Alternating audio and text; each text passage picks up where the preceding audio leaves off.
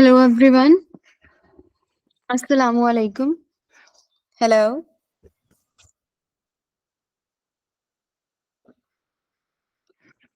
मेरी स्क्रीन आप सबको नजर आ रही है? वालेकुम सलाम जी। Okay. So let me introduce myself first. My name is Kainat Safdar and I am gold medalist in MPhil Environmental Sciences. Today I am going to present you the topic of management of environmental pollution and environmental management plan.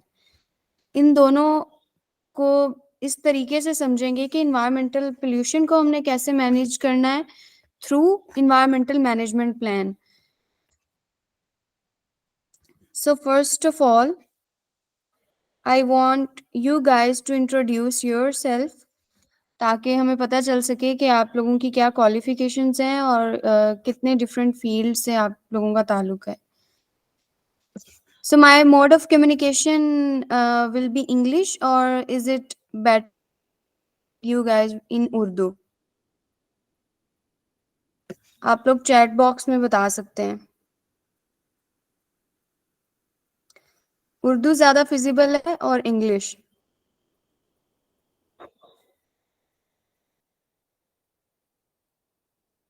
Nobody is replying. Okay, English is okay. Okay, so Ahmed, can you please introduce yourself? Assalamu alaikum, ma'am. Yes, my name is Ahmed Hassan, and I am environmental coordinator here in Saudi Arabia, working with Saipem in Abu Ali Island. Okay, and what are your job specifications? Uh, Basically, in Saipem, we are achieving here net zero. That is our goal.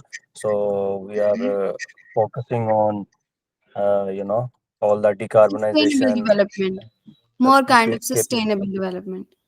yes, yes. Okay. Any other one? अस्सलाम वालेकुम, मेरा नाम ताहिर अयूब है। मैं भी Saudi अरब से हूँ, HSC engineer अलबद्दाद international. Okay, तो जो अपने आप को इंट्रोड्यूस करवा रहा है वो प्लीज बता सकते हैं कि आपकी जॉब स्पेसिफिकेशंस क्या हैं ताकि हम उसको सामने रखते हुए ज़्यादा इन्वायरमेंटल मैनेजमेंट सिस्टम को समझने की कोशिश करें. बेसिकली मेरा जो रोल है वो बहुत है, यानी HSC हेल्थ इन्वायरमेंटल सेफ्टी बहुत है मेरी कंपनी में। यानी ओके. उसमें सेफ्टी मैनेजमेंट, इन्वायरमेंटल मैनेजमेंट दोनों आते हैं। So HSC engineer. Okay. Any other one? Mohammad Usman.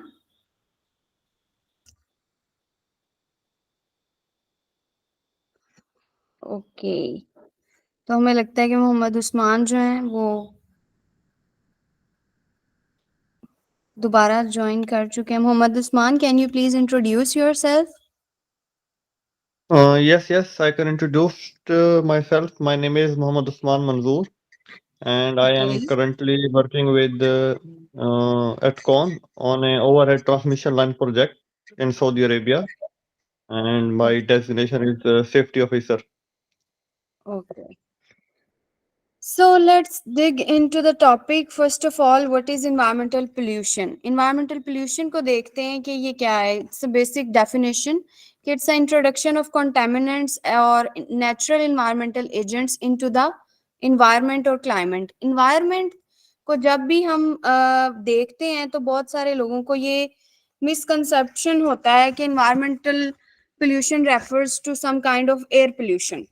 क्योंकि हम इन्वायरमेंट को ज्यादा क्लाइमेट के हवाले से जानते हैं, लेकिन इन्वायरमेंट कोई भी ऐसा मीडियम है जो आपके इर्द गिर्द है और जिससे आप डेली इंटरेक्ट कर रहे हैं और उसके अंदर कोई भी ऐसा प्लूटेंट, टॉक्सिक और कोई भी हार्मफुल एजेंट अगर इंट्रोड्यूस होता है नेचुरल तरीके से भी और मैन मेड तरीके से भी, तो वो इन्वायरमेंटल पोल्यूशन कहलाएगा. जैसे कि हमारे पास वाटर पोल्यूशन है, सॉइल पोल्यूशन है, लैंड पोल्यूशन है, इसके अलावा एयर पोल्यूशन है, इसके अलावा नॉइस पोल्यूशन भी इन्वायरमेंटल पोल्यूशन के अंदर ही आता है.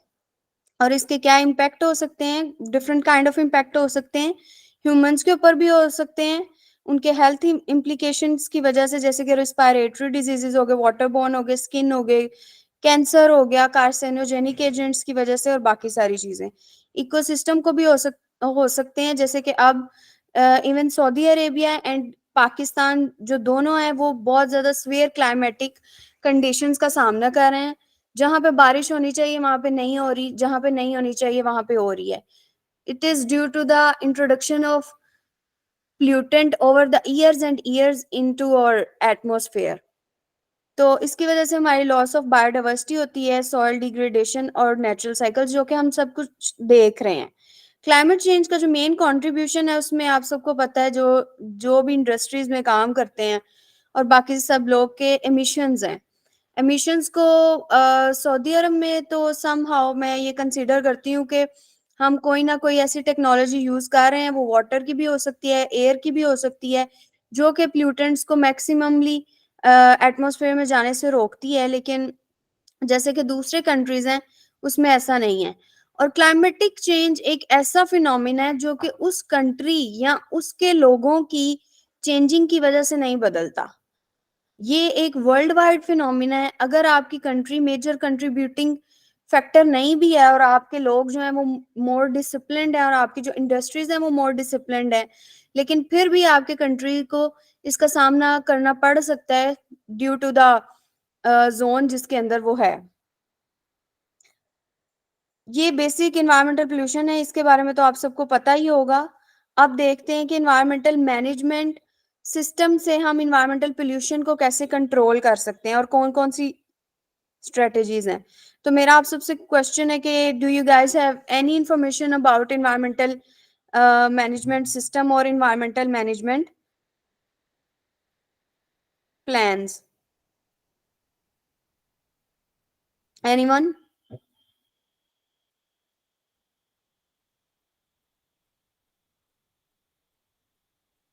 Ahmad, Usman, Tahir, here is the name Bandar or someone else.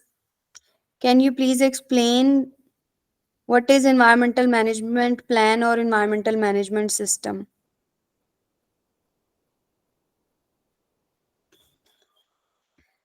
चलें हम इसको खुद ही एलैबोरेट करते हैं। इन्वायरमेंटल मैनेजमेंट प्लान कोई भी ऐसा स्ट्रक्चर्ड फ्रेमवर्क है जिसको हम डिजाइन करते हैं, जिसके अंदर ये होता है कि सबसे पहले हम उस पोल्यूशन या उसके कॉज को आइडेंटिफाई करते हैं कि व्हाट इज द रीजन, और उसके बाद हम उसको असेस करते हैं कि ये रीजंस जो हैं या जो कंट्रीब्यूटिंग फैक्टर्स हैं ये एक हैं या एक से ज्यादा हैं, और फिर हम देखते हैं कि हम इसको कैसे मैनेज कर सकते हैं। इन्वायरमेंटल मैनेजमेंट प्लान पे हम दो चीजों पे बात करते हैं, एस्पेक्ट्स पे और इम्पैक्ट्स पे। जैसे कि आपको पता है कि हेल्थ एंड सेफ्टी के अंदर जो लोग हैं वो इस चीज पे बात करते हैं कि कॉज क्या होता है और इफेक्ट क्या होता है। इसी तरह अगर आप इन्वायरमेंटल मैनेजमेंट प्लान को देखते हैं तो इसकी दो टर्म्स हैं कि एस्पेक्ट क्या होता है और इम्पैक्ट क्या होता है। एस्पेक्ट जो है वो सिमिलर टू कॉज है और इम्पैक्ट जो है वो सिमिलर टू इफेक्ट है। एस्पेक्ट्स वो सारे एजेंट्स होते हैं मैन मेड और नेचुरल, जिनकी वजह से कोई भी इन्वायरमेंटल पोल्यूशन या इन्वायरमेंटल प्रॉब्लम क्रिएट होती है। और इम्पैक्ट्स को रिड्यूस करने का क्या मकसद है कि हम कभी कभी फुली इन्वायरमेंटल पोल्यूशन को ना कंट्रोल कर सकते हैं, ना ही किसी इन्वायरमेंटल प्रॉब्लम को डील कर सकते हैं, हम उसके इम्पैक्ट्स को मिनिमाइज कर सकते हैं। हम ये कोशिश कर सकते हैं कि ज्यादा से ज्यादा हम उसके इम्पैक्ट्स को कम कर सकें ताकि एटमॉस्फेयर पे या ह्यूमंस पे या बाकी जो लोग उस इन्वायरमेंटल पोल्यूशन से इफेक्ट हो रहे हैं उस पे जो उनका इफेक्ट है वो कम से कम हो सके। तो इन्वायरमेंटल मैनेजमेंट प्लान का जो मकसद होता है कि प्लान कोई भी ऐसी चीज है जिसके अंदर आप कोई भी चीज इस तरीके से करते हैं कि उसका इफेक्ट कम हो सके। इसको हम कभी भी इस तरह से नहीं कहते कि आप फुली मैनेज कर सके, क्योंकि इन्वायरमेंट जो है वो ह्यूमन कंट्रोल से जो है वो इफेक्ट नहीं होती, सिर्फ इसमें बहुत सारे नेचुरल जो है वो भी एजेंट्स होते हैं। तो हम कभी भी इन्वायरमेंटल मैनेजमेंट प्लान में ये भी नहीं कह सकते कि इसकी 100% एफिशिएंसी अचीव हो जाएगी या हम 100% इसके इम्पैक्ट को मिनिमाइज कर सकेंगे। हम इन्वायरमेंटल मैनेजमेंट प्लान के अंदर डिफरेंट रेगुलेशंस, सस्टेनेबल प्रैक्टिसेस या मिटिगेशन सजेस्ट करते हैं, उस पर काम करते हैं, उसकी इफेक्टिविटी को चेक करते हैं कि ये सारी चीजें कितने % इम्पैक्ट को कम कर रही हैं, और अगर वो कर रही हो तो उनको हम जो है वो कंटिन्यू करते हैं, और अगर नहीं कर रही तो उनको चेंज करते हैं ताकि जितने भी एडवर्स इफेक्ट हैं वो इन्वायरमेंट पे कम हो सके। Do you guys understand? थोड़ा सा मुझे बता दें, साथ इंगेज करें कि आप लोगों को समझ आ रही है कि नहीं आ रही। जी जी बिल्कुल आ रही है। यस मैम, हमें Very आइडिया good. हो रहा है। ओके, इसके बाद हम देखते हैं कि इन्वायरमेंटल मैनेजमेंट प्लान के क्या कंपोनेंट्स हो सकते हैं। मेन 3 कंपोनेंट्स होते हैं इसके अंदर। सबसे पहले है आइडेंटिफिकेशन, दूसरा है असेसमेंट और तीसरा है कंट्रोल। किसी भी प्रॉब्लम को डील करने के लिए जो पहला एजेंट है वो उसकी आइडेंटिफिकेशन है। आपने आइडेंटिफाई करना है कि एक्चुअली प्रॉब्लम कहाँ से आ रही है, एमिशन कहाँ से आ रही है, या अगर लैंड पोल्यूशन है तो वेस्ट कहाँ से जनरेट हो रहा है, या अगर दूसरी किसी भी टाइप की पोल्यूशन है तो उसका सोर्स क्या है। और इवन इसमें ये भी आ सकता है कि कभी कभी हमारे पास कोई प्रॉब्लम ऐसा सामने नहीं आ रहा होता, लेकिन हमारे जो वहाँ के रिसोर्सेज हैं वो बहुत कम पड़ रहे होते हैं। जैसे कि वाटर शॉर्टेज होना भी इन्वायरमेंटल प्रॉब्लम है, लैंड शॉर्टेज होना भी इन्वायरमेंटल प्रॉब्लम है। कभी कभी हम रिसोर्सेज को बहुत ज्यादा ऑक्यूपाई कर लेते हैं और उनको गलत तरीके से इस्तेमाल करते हैं, जिसकी वजह से विद टाइम वो रिसोर्सेज जो है डिप्लीट होते जाते हैं। और फिर वो रिसोर्सेज एक ऐसा टाइम आता है कि इस सिचुएशन में नहीं रहते कि हम उसे यूज कर सकें। जो लोग सस्टेनेबल डेवलपमेंट के फिनोमिना को जानते हैं उनको पता होगा कि सस्टेनेबल डेवलपमेंट एक्चुअली यही कहती है कि हम अपने रिसोर्सेज को इस तरीके से यूज करें कि हमारे फ्यूचर जो जनरेशंस आने वाली हैं उनके पास भी वो रिसोर्सेज उसी हालत में मौजूद रहें, या कम से कम इस हालत में जरूर मौजूद रहें कि वो उनको यूज कर सकें। लेकिन अगर आप देखते हैं अपनी पूरी एज में, आपकी कोई भी एज है 30 या 35 या 40 या समथिंग, तो आप देखेंगे कि जो आपका मतलब चाइल्डहुड होगा उसमें वाटर की कंडीशन, उसमें सॉइल की कंडीशन, उसमें जो है आपके सीजन्स की कंडीशन ऐसी नहीं थी जो कि अब है। वाटर था तो चलें कुछ हद तक साफ था, अब जो है आपको हर जगह पे भी, वो रूरल एरियाज हैं, अर्बन एरियाज हैं, कहीं पे भी है आपको फिल्टर यूज करना पड़ता है। कहीं से भी अगर आप वाटर जो है वो निकालते हैं तो वो इस हालत में, इस कंडीशन में आपको नहीं मिलता कि आप उसको पी सकें। ड्रिंकिंग वाटर अवेलेबल नहीं है एज सच हमें, और हमारा वाटर टेबल इतना पोल्यूट हो चुका है। और सिर्फ पाकिस्तान का नहीं, सऊदी अरब का नहीं, बल्कि हर कंट्री में ही ये मसला आ रहा है। यहाँ तो वाटर टेबल जो है वो बिल्कुल खत्म हो चुका है, पानी है ही नहीं, और अगर है तो वो इस सिचुएशन में नहीं है कि आप उसको डायरेक्टली यूज कर सकें, आपको फिल्ट्रेशन चाहिए और दूसरी चीजें रिक्वायर हैं। अगर हम लैंड की भी बात करें तो हम लैंड को ऐसे ऑक्यूपाई करते जा रहे हैं कि एक स्टेज आएगी कि हमारे पास लैंड नहीं होगी कि हम कहाँ पे जो है वो अब बिल्डिंग को बनाए और कहाँ पे जो अपनी क्रॉप्स उगाएं ताकि हम उससे कल्टीवेशन ले सकें या फूड ले सकें। मैन मेड तरीके जरूर हमने इंट्रोड्यूस करवाए हैं जिससे हम कम जगहों पे ज्यादा फसल और वो सब चीजें ले सकें, लेकिन उसके साथ साथ जितनी जितनी चीजों को हम इंट्रोड्यूस करवाते जा रहे हैं उतने ज्यादा डिजीजेज और उतनी ज्यादा कॉम्प्लिकेशंस भी हमारे सामने आती जा रही हैं। तो ये इसी तरीके से है कि अगर हम एक प्रॉब्लम को मिनिमाइज करने की कोशिश करते हैं तो 2 और प्रॉब्लम्स खड़ी हो जाती हैं। ये सारा सिस्टम इसी वजह से जो है वो खराब हो रहा है क्योंकि हम सस्टेनेबल डेवलपमेंट की तरफ नहीं जा रहे और उसकी तरफ सोच नहीं रही। तो सबसे पहला जो किसी भी चीज को आपने आइडेंटिफाई करना है इन्वायरमेंटल मैनेजमेंट प्लान में, इसको टैकल करने के लिए उसकी आइडेंटिफिकेशन है, उसके सोर्स पे जाके आइडेंटिफाई करना। आप सिर्फ एक पानी, फॉर एग्जांपल हम एक पानी की मिसाल लेते हैं कि एक वाटर रियली कोई भी है, कोई नहर है या कुछ भी है और उसका जो पानी है पोल्यूट हो रहा है, तो आप कभी भी ये नहीं सिर्फ कह सकते कि ये इंडस्ट्रियल सोर्स से पोल्यूट हो रहा है। उसमें आपने ये देखना है कि आपका रेजिडेंशियल एरिया भी कितना कंट्रीब्यूटिंग है, या मे भी दोनों इतने ज्यादा कंट्रीब्यूटिंग ना हो जितना कि कोई नेचुरल एलिमेंट उसके अंदर आ रहा हो। तो जब हम सोर्स को आइडेंटिफाई करेंगे इन्वायरमेंटल मैनेजमेंट प्लान में, तो कभी भी एक सोर्स को आइडेंटिफाई नहीं करना आपने, मल्टीपल जितने सोर्सेज हो सकते हैं उनको आइडेंटिफाई करेंगे। एक्चुअली आइडेंटिफिकेशन इसलिए इंपॉर्टेंट है कि इसमें आपने एस्पेक्ट्स क्रिएट करने हैं, आपने देखना है कॉजेज कितने हैं और उनको डिटेल लिखना है। जितने कॉजेज को आप आइडेंटिफाई कर सकेंगे उतने ही कॉजेज को फिर आप रिमूव, मतलब उनको टैकल कर सकेंगे। अगर आप कम से कम कॉजेज को आइडेंटिफाई करेंगे तो एट द एंड आप कितनी कोशिश उन पे कर लें, उनकी मिटिगेशन सोच लें, आपको इफेक्ट जो है वो 100% नहीं मिलेगा, क्योंकि कहीं ना कहीं से अभी भी वो प्रॉब्लम जो है वो कॉज हो रही है। Do you guys get my point?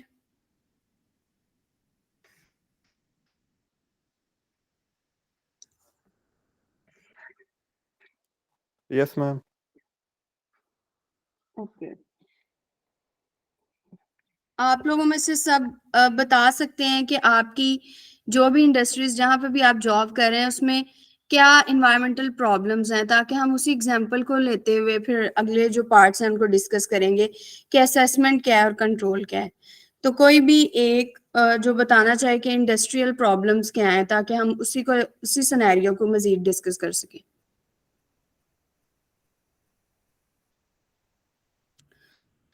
Mohammad Usman. Yes ma'am, हमारा तो ma'am mostly overhead transmission line का प्रोजेक्ट है, तो इसमें जो है ना इन्वायरमेंट पोल्यूशन के रिलेटेड हमारा जो स्कोप है वो इतना ज़्यादा डाइवर्स नहीं है। हमारा कोई दूसरा दोस्त जो ग्रुप में मौजूद है वो शायद बेहतर इसमें इनपुट दे सके। ओके, लेकिन रिसोर्सेज तो हो सकते हैं ना, रिसोर्स कंजप्शन की भी इसमें बात हो रही है ना, कि आपकी कंपनी कितने रिसोर्स ऑक्यूपाई कर रही है। यस यस, रिसोर्सेज में मैम जो हमारा मेजर कंट्रीब्यूशन है वो जो पानी का इस्तेमाल है कैंप एरिया में, मतलब ये एक चीज़ है जो मतलब एक आप कह सकते हैं कि हम एक्स्ट्रा क्वांटिटी में शायद यूज़ होती है। इसके अलावा बाकी जहाँ तक दूसरी चीज़ें हैं जैसे जिनका ताल्लुक पोल्यूशन से है, तो वो बहुत कम है हमारे इसमें, हमारे स्कोप में। ठीक है, तो उस्मान ने हमें ये बताया कि इन्वायरमेंटल पोल्यूशन के हवाले से उसकी कंपनी इतनी चीज़ों को डील नहीं कर रही, लेकिन मैं इन्वायरमेंटल मैनेजमेंट प्लान की अगर बात करूं तो मैं आपको ये एस्पेक्ट बताना चाहूँगी कि इसमें हम सिर्फ हमेशा इन्वायरमेंटल पोल्यूशन को ही डिस्कस नहीं करेंगे। इसमें जब आप रिसोर्सेज की बात करेंगे तो वो कभी भी वाटर, फूड या इस तरीके के ही रिसोर्सेज नहीं होंगे। ये भी हो सकता है कि आपकी जो कंपनी है वो कितना लैंड ऑक्यूपाई कर रही है, उसको टेंटिंग के लिए कितनी स्पेस चाहिए। वो स्पेस भी जो है, वो जो लैंड भी है, वो भी एक रिसोर्स है, वाटर भी एक रिसोर्स है, एयर भी एक रिसोर्स है। इसी तरह आप वहां पे इलेक्ट्रिसिटी यूज कर रहे हैं, रिसोर्स है, गैस यूज कर रहे हैं, रिसोर्स है, कोल यूज कर रहे हैं, रिसोर्स है। ऐसा कोई भी एलिमेंट जो एक नेचुरल तरीके से कहीं पे भी प्रेजेंट होता है या जिसको हम जो है बनाते भी हैं, तो उसके पीछे फॉर एग्जांपल हम कहते हैं कि इलेक्ट्रिसिटी जो है वो एज सच प्रेजेंट नहीं होती, लेकिन इलेक्ट्रिसिटी बना किस तरीके से रहे हैं, अगर वो कोल की वजह से बन रही है या वो हाइड्रो पावर प्लांट की वजह से बन रही है या कोई भी डिफरेंट उसका पीछे जो है वो मेथड है, उसमें भी आप देखें कि आप नेचुरल रिसोर्स को कहीं ना कहीं यूज कर रहे होते हैं और उसके बाद इलेक्ट्रिसिटी आप तक पहुंचती है और फिर आप उस रिसोर्स को ऑक्यूपाई करते हैं। तो जब भी इन्वायरमेंटल मैनेजमेंट प्लान में आप अपने रिसोर्सेज की बात करेंगे तो आप ओवरऑल रिसोर्सेज की बात करेंगे, सारे renewable resources and non renewable resources. उसके बाद हम देखते हैं कि जब हम आइडेंटिफाई कर लेंगे सारे एस्पेक्ट को तो फिर हम असेसमेंट की तरफ आएंगे। असेसमेंट क्या है? एवेल्युएशन है कि अब इन सारे कॉजेज की वजह से क्या पोटेंशियल इम्पैक्ट हो सकता है, कितनी, जैसे कि असेसमेंट में हम सिर्फ यही नहीं देखेंगे कि पोल्यूशन है तो किस लेवल की है, हम दूसरे भी इफेक्ट उसके देखेंगे। फॉर एग्जांपल कितना मैग्नीट्यूड है उसका, उसकी ड्यूरेशन कितनी है और कितना उसके अंदर पोटेंशियल है कि वो एनवायरनमेंट को हार्म कर सके और कितने टाइम के लिए कर सके। ये तमाम चीजें हम उसमें देखेंगे कि ये तीनों फैक्टर्स को सामने रखते हुए हम उसको जज करेंगे कि इसके अंदर कितना पोटेंशियल हो सकता है कि ये डिफरेंट काइंड ऑफ इम्पैक्ट्स हमारी इंडस्ट्री को या हमारी कंपनी या जो भी जिस लेवल पे भी हम इन्वायरमेंटल मैनेजमेंट प्लान बना रहे हैं उसको दे सकती है। इसको इजी तरीके से समझने के लिए हम एक एग्जांपल लेते हैं इन्वायरमेंटल पोल्यूशन से हटके। फॉर एग्जांपल एक जो है किसी भी जगह पे एक कंपनी है, उसने एक ब्रिज बनाना है। तो ब्रिज बनाने के लिए अब डिफरेंट कंट्रीज की डिफरेंट टर्म्स होती हैं, जैसे कुछ कंट्रीज में एनओसी चाहिए होता है, कुछ कंट्रीज में उसकी रिक्वायरमेंट है कि उसकी ईआईए करवाई जाए यानी इन्वायरमेंटल इम्पैक्ट असेसमेंट, और बाकी कंट्रीज में हो सकता है कि different by law and regulation तरीके हों कि उस ब्रिज को बनाने के लिए आपको क्या एक लॉ के हवाले से डॉक्यूमेंट या असेसमेंट चाहिए कि आप वहां पे उसका काम स्टार्ट कर सकें। तो हम जब इसको देखते हैं तो सिर्फ अब हमने वो ब्रिज बनाना है तो हम उसमें ये नहीं देखेंगे कि इसमें सीमेंट कितना यूज होगा और बाकी क्या चीजें यूज होंगी। हम स्टार्ट करते हैं सबसे पहले उसकी लोकेशन से। हम उसकी लोकेशन को जज करेंगे कि ये ब्रिज कितनी स्पेस लेगा। वो स्पेस जो है वो पब्लिक एरिया में है, रेजिडेंशियल एरिया में, इंडस्ट्रियल एरिया में है, या ओपन किसी खाली एरिया में कौन सी, ये बहुत ज्यादा जो है वो इम्पोर्टेंट है उस ब्रिज की कंस्ट्रक्शन के लिए। अगर तो वो रेजिडेंशियल एरिया में है तो जारी बात है आपको लोगों को मूव आउट करना पड़ेगा। वहां से पहले कोई जगह मौजूद है तो आपको उसको रिकंस्ट्रक्ट करना पड़ेगा उस ब्रिज के लिए, उसको वहां से हटाना पड़ेगा, लोगों की मूवमेंट मुश्किल होगी। नॉइज पोल्यूशन एक वैसा एजेंट है जो उस ब्रिज को स्टार्ट करने से पहले, जब आप लोगों की मूवमेंट स्टार्ट करेंगे तब से लेके उस ब्रिज को बनाते हुए थ्रू आउट द प्रोसेस रहेगा। फिर आपने ये देखना है कि अगर रेजिडेंशियल एरिया नहीं है तो हम किसी ऐसे एरिया में बना रहे हैं तो उसमें क्या नेचुरली ट्रीज बहुत ज्यादा प्रेजेंट है। अगर ट्रीज प्रेजेंट हैं तो फिर आप कितने ट्रीज कट आउट करेंगे, आप उसका स्ट्रक्चर किस तरीके से बनाएंगे या उसे किस तरीके से डिजाइन करेंगे कि आपको कम से कम ट्रीज काटने पड़े। या हो सकता है कि आपको वहां पे कट आउट करने ही पड़े, आपके पास कोई और ऑप्शन नहीं।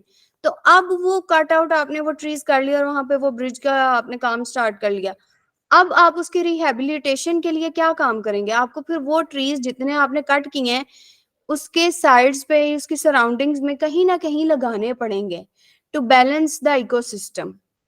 आपको अगर आप उस पॉइंट को, उस इम्पैक्ट को वहां पे मिनिमाइज नहीं कर सकते तो आपको कोई ऐसा स्टेप लेना पड़ेगा ताकि वो किसी ना किसी हद तक रिकवर हो सके। ठीक है। और उसके बाद फिर हम देखेंगे कि वहां पे कोई नेचुरल इकोसिस्टम तो नहीं प्रेजेंट, कोई एनिमल्स तो नहीं है, कोई पेट्स तो नहीं है, या उस एरिया की रिक्वायरमेंट के मुताबिक हम जज करेंगे। फॉर एग्जाम्पल अगर कोई ऐसा एरिया है जिसमें एनिमल्स प्रेजेंट है, वो उनका वॉक अवे है, और आप किसी ऐसे इलाके में ब्रिज बना रहे हैं जो कि फॉरेस्ट एरिया या कोई भी ऐसा एरिया जिसको आप जो है वो कट आउट नहीं कर सकते, वो वाइल्ड लाइफ के अंडर आता है या समहाउ उनके इकोसिस्टम को डिस्टर्ब करेगा, और अब आपकी रिक्वायरमेंट है कि आपको वहां पे ब्रिज बनाना है, तो फिर आप उसको कैसे प्लान करेंगे? आप उसको अंडरपास के थ्रू लेके जाएंगे या अपर उसको बनाएंगे, और उनको कौन सा पाथवे देंगे कि उनका इकोसिस्टम डिस्टर्ब ना हो, नॉइस को कैसे कंट्रोल करेंगे? ये सारे एजेंट्स भी जो होते हैं ये भी इन्वायरमेंटल मैनेजमेंट प्लान का ही हिस्सा होते हैं। इसमें सिर्फ आप पोल्यूशन को नहीं देखेंगे कि वहां पे pollution, noise, sorry water pollution, air pollution या नॉइस पोल्यूशन या लैंड पोल्यूशन कितनी है, बल्कि बाकी सारे सेगमेंट्स को भी जो भी इन्वायरमेंट में आते हैं। इन्वायरमेंट में इकोसिस्टम भी आएगा, उसका जोन भी आएगा, उसके रिसोर्सेज भी आएंगे, और ऐसे तमाम चीजें आएंगी जो आपकी सस्टेनेबल डेवलपमेंट के लिए रिक्वायर है। Next is control. जब किसी भी चीज को आप असेस कर लेंगे कि ये सारे कॉजेज हैं, उसके बाद उसका कंट्रोल है। क्या मैक्सिमम स्ट्रेटजीज हो सकती हैं, क्या मैक्सिमम मेजर्स हो सकती हैं जो आप वहां पे लें, जो वहां के एनवायरमेंटल इम्पैक्ट्स को कम से कम कर सकें और आपकी सस्टेनेबल और रिस्पॉन्सिबल प्रैक्टिसेस को प्रमोट कर सकें। मेरी बात थोड़ी सी क्लियर हुई है आप सबको?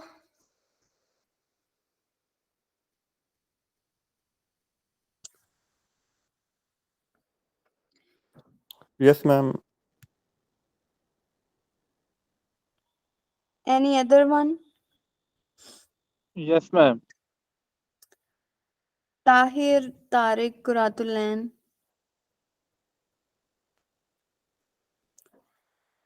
जी यस मैम। ओके। आप में से कोई पहले अगर इन्वायरमेंटल मैनेजमेंट प्लान पे काम कर रहा है तो वो अपना एक्सपीरियंस भी इस पे शेयर कर सकता है ताकि हम आगे जब बात करें तो उसकी एग्जांपल को कोट कर सकें।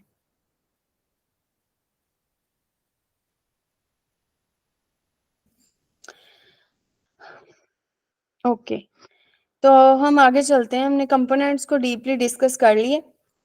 अब हम देखते हैं कि इन्वायरमेंटल मैनेजमेंट प्लान किन तरीकों से काम करता है और कौन कौन से प्रोसेस जो है वो इसके अंडर आते हैं।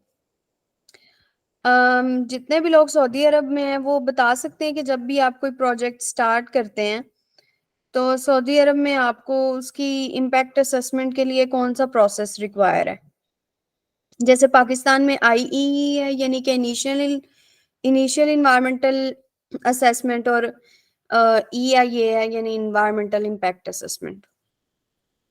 छोटे प्रोजेक्ट्स के लिए यहाँ पे IE करवाई जाती है जो 1 मिलियन से कम के हों, और अगर आपका प्रोजेक्ट थोड़ा सा बड़ा है और उसका इम्पैक्ट ज्यादा हो रहा है तो फिर हम उसकी इन्वायरमेंटल इम्पैक्ट असेसमेंट करते हैं।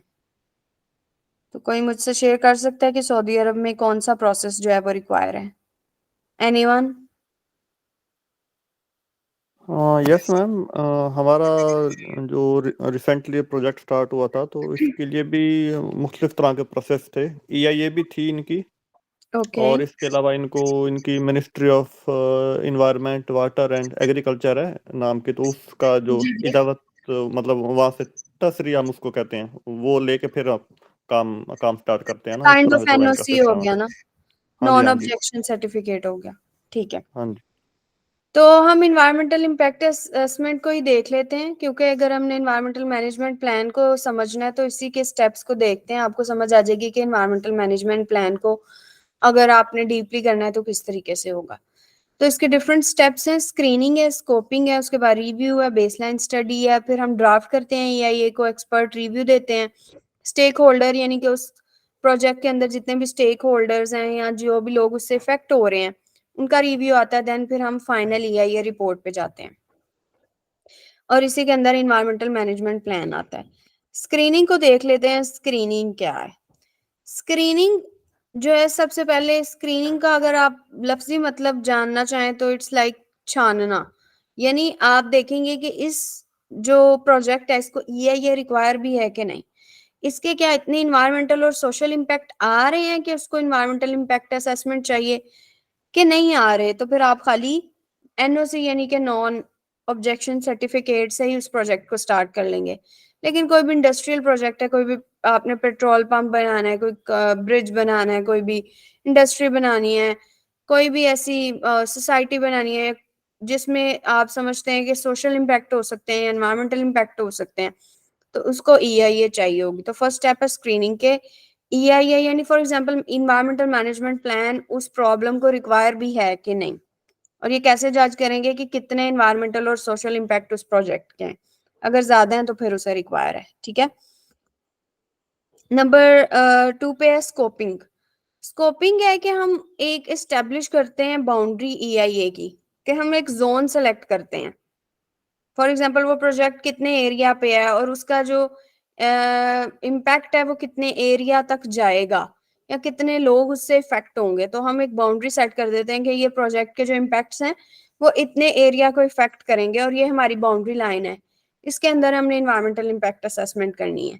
तो हम बेसिस उसकी सेट कर देंगे, set the basis of the analysis that will be conduct at each stage, describe the project alternatives and consult the effective public. अगर पब्लिक भी उससे इफेक्ट हो रही है तो फिर आपको पब्लिक कंसल्टेशन रिक्वायर है इसी स्टेप पे। स्टेप नंबर 2 पे ही आपको पब्लिक कंसल्टेशन लेनी पड़ेगी कि पब्लिक क्या समझती है कि कितने एरिया तक वो इफेक्ट हो रही है या कितनी ड्यूरेशन तक वो इफेक्ट हो रही है या कितने मैग्नीट्यूड तक वो इफेक्ट हो रही है। यानी जो लोग करीबी हैं वो ज्यादा इफेक्ट हो रहे होंगे और ज्यादा देर के लिए इफेक्ट हो रहे होंगे वहां के नॉइस पोल्यूशन से, वहां के फॉर एग्जांपल कोई भी वाटर डिस्चार्ज है उससे, या कोई भी लैंड डिस्चार्ज है या कोई भी डंपिंग है, वेस्ट की डंपिंग है उससे, तो उनकी ड्यूरेशन ज्यादा है। तो इस प्रोजेक्ट में उनकी कंसल्टेशन ज्यादा रिक्वायर भी है। और फिर जो पब्लिक है वो भी एक स्टेक होल्डर में ही आती है, क्योंकि पब्लिक एक ऐसी चीज है जो उस प्रोजेक्ट से उतना ही इफेक्ट हो रही होती है जितने के उसको बनाने वाले या जो उसके स्टेक होल्डर उसमें इन्वेस्ट कर रहे हैं वो हो रहे होते हैं। ठीक है, पब्लिक से आपने कंसल्ट कर लिया, अपने एरिया को आपने डिफाइन कर लिया। अब नंबर 3 पे है impact assessment and mitigation.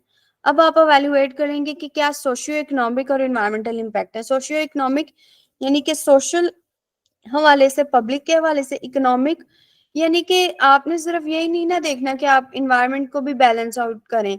Sustainable development दोनों तरीकों से ही एक अच्छी डेवलपमेंट इसलिए है क्योंकि ये इकोनॉमिकली भी फायदेमंद होती है और इन्वायरमेंट को भी फायदा देती है। तो आपने बेस्ट इकोनॉमिक वे भी ढूंढना है जिससे आप उस इम्पैक्ट को रिड्यूस कर सकें। फिर जो भी आपका प्लान प्रोजेक्ट है और जो भी उसका ऑल्टरनेटिव है उसको आप सामने रखते हुए देखते हैं कि क्या मिटिगेशंस हमारे पास अवेलेबल हैं इसको काम करने की। तो स्टेप नंबर 3 पे आपने देख लिया कि अब वो जो बाउंड्री है उसके अंदर क्या क्या इम्पैक्ट आ रहे हैं, कैटेगरीज बना ली, सोशल इम्पैक्ट क्या है, इकोनॉमिकल इम्पैक्ट्स क्या है और इन्वायरमेंटल इम्पैक्ट्स क्या है, और इन तीनों के हवाले से क्या बेस्ट ऑल्टरनेटिव या बेस्ट मिटिगेशंस हैं जिनको हम जिससे हम ये सारे इम्पैक्ट्स जो हैं वो कम कर सकते हैं। उसके बाद है इम्पैक्ट मैनेजमेंट। अब आप क्या करेंगे कि आप प्लान करेंगे उन मिटिगेशन मेजर्स को आपने कैसे वहां पे मतलब इंट्रोड्यूस करवाना है।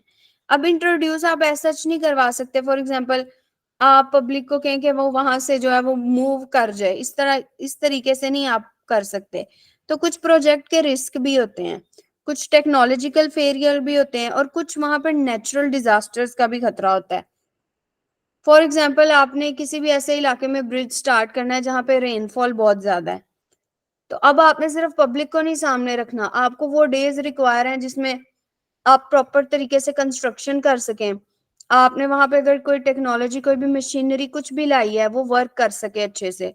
आपको सारी बात है, इलेक्ट्रिसिटी पोल्स भी चाहिए, आपको इंटरनेट भी चाहिए, आपको डिफरेंट टाइप ऑफ सोर्सेज चाहिए, गैस और बाकी सारे नेचुरल रिसोर्सेज, और आपको बेस्ट अवेलेबल टाइम भी चाहिए कि अब इसके अंदर हम इसको कर सकते हैं। तो प्रोजेक्ट के रिस्क को सामने रखते हुए, टेक्नोलॉजिकल फेलियर को सामने रखते हुए, नेचुरल जो डिजास्टर हो सकते हैं उसको सामने रखते हुए आपने उन मिटिगेशन मेजर्स को प्लान करना है कि हम कैसे उसको इंट्रोड्यूस करवाएंगे। अगेन मैं आप लोगों को बता दूं कि जब हम मैनेजमेंट प्लान की बात करते हैं तो आप ये नहीं कभी भी कह सकते कि 100% हम वहां के इम्पैक्ट को खत्म कर सकें। हो सकता है कि कुछ इम्पैक्ट्स जो हैं वो आप उसके लिए आपको कोई मिटिगेशन ना मिल रही हो, या अगर कोई मिटिगेशन हो तो भी वो इतनी सी हो कि वो 10% ही उस इम्पैक्ट को कम कर सके। फॉर एग्जाम्पल नॉइस पोल्यूशन की बात करते हैं। अगर आपका जो क्लोज रेजिडेंशियल एरिया है, थ्रू आउट द प्रोसेस आपने ब्रिज को कंस्ट्रक्ट करना है, नॉइस पोल्यूशन का उनको सामना करना ही पड़ेगा। आप कितनी ऐसी मशीनरी इंट्रोड्यूस करवा लें, कितने ही वहां पे जो है नॉइस पोल्यूशन को कंट्रोल करने के लिए चीजें कर लें, लेकिन समहाउ उनको वो फेस करनी ही पड़ेगी। तो फिर ये है कि आपको अगर उनको वो फेस करनी है तो कोई और ऐसा इम्पैक्ट जो वो फेस कर रहे हैं उसको आप ज्यादा मिनिमाइज करें, ताकि वो उस एक इम्पैक्ट का जो इफेक्ट है उनपे वो कम हो सके। तो इम्पैक्ट असेसमेंट में कभी ये भी नहीं होता कि आप फुली जो है तमाम जितने भी फैक्टर्स आए हैं उनको कंट्रोल कर पाए। खैर, जब आपने ये असेसमेंट कर ली और उसकी इम्पैक्ट मैनेजमेंट कर ली, अब एक राफी है ये आप रिपोर्ट बना लेंगे, या इन्वायरमेंटल मैनेजमेंट प्लान भी आप कह लें, क्या हम उसको बना लेंगे कि जिसमें हम लिखेंगे कि ये प्रोजेक्ट था, ये उसकी लोकेशन थी, ये उसका जोन था, ये लोगों पे फिर इफेक्ट आ रहे हैं कितने ड्यूरेशन के लिए, कितने मैग्नीट्यूड के लिए, किस किस टाइप के इफेक्ट हैं, सोशल है, इकोनॉमिक है, टेक्नोलॉजिकल है, इन्वायरमेंटल है, क्या हमारे पास दूसरे तरीके के एरर्स हैं, यानी कि रिस्क हैं, टेक्नोलॉजिकल एरर्स हैं और नेचुरल डिजास्टर्स हैं, और क्या मिटिगेशंस हैं जिससे हम इन सबको कम कर सकते हैं। तो ये अभी हमने एक रिपोर्ट रेडी कर ली अपने पास, और ये रिपोर्ट जो है ये एक डॉक्यूमेंटल थिंग है कि आपके पास एक रफ एस्टिमेट लगा है। अब इसके बाद आप क्या करेंगे, अब आप इसकी करेंगे इम्प्लीमेंटेशन। अब जितने भी मिटिगेशन मेजर्स आपने वहां पे सोचे हैं उसको कम करने के लिए, उनको वो आप वहां पे जो है वो इम्प्लीमेंट करेंगे, और अब आप कुछ महीने बाद उसको रिव्यू करेंगे। जो भी आपने टाइम ड्यूरेशन दी है, 1 वीक की दी है, 2 वीक्स की दी है, मंथ्स में दी है, हर इम्पैक्ट को रिड्यूस करने के लिए आपको डिफरेंट टाइम रिक्वायर होगा। उस हवाले से आप अपना चार्ट बनाएंगे और फिर विद टाइम उसको रिव्यू करेंगे कि ये इम्पैक्ट इस मिटिगेशन से कितना कम हो रहा है। अगर तो आपको लगे कि ये 60 to 70% इसी से कम हो रहा है, फिर आप उसको कंटिन्यू करेंगे। लेकिन अगर आपको लगता है कि बस 20 to 30% है, तो फिर आपको कोई और भी मिटिगेशन मेजर वहां पे रिक्वायर है तो आप उसको भी वहां पे इंट्रोड्यूस करवाएंगे। और अगर आपको लगता है कि कोई मिटिगेशन मेजर बिल्कुल भी काम नहीं कर सकता, तो फिर आप उसको एलिमिनेट भी कर सकते हैं, यानी खत्म कर सकते हैं। रिव्यू कर लिया आपने और फिर उसके बाद लाइसेंसिंग होगी। अगर तो आपकी ईआई रिपोर्ट ये कहती है कि आपने इस प्रोजेक्ट के 60 to 70% इन्वायरमेंटल इम्पैक्ट्स को जो है वो रिड्यूस कर लिया, मैक्सिममली जितने हो सकते हैं, तो अब आपको लाइसेंसिंग मिल जाएगी, यानी आप अपना प्रोजेक्ट जो है वो स्टार्ट कर सकते हैं, कंटिन्यू कर सकते हैं और उसको बना सकते हैं। और अगर आप नहीं करते तो फिर आपको दोबारा इम्प्लीमेंटेशन और रिव्यू के प्रोसेस में जाना पड़ेगा।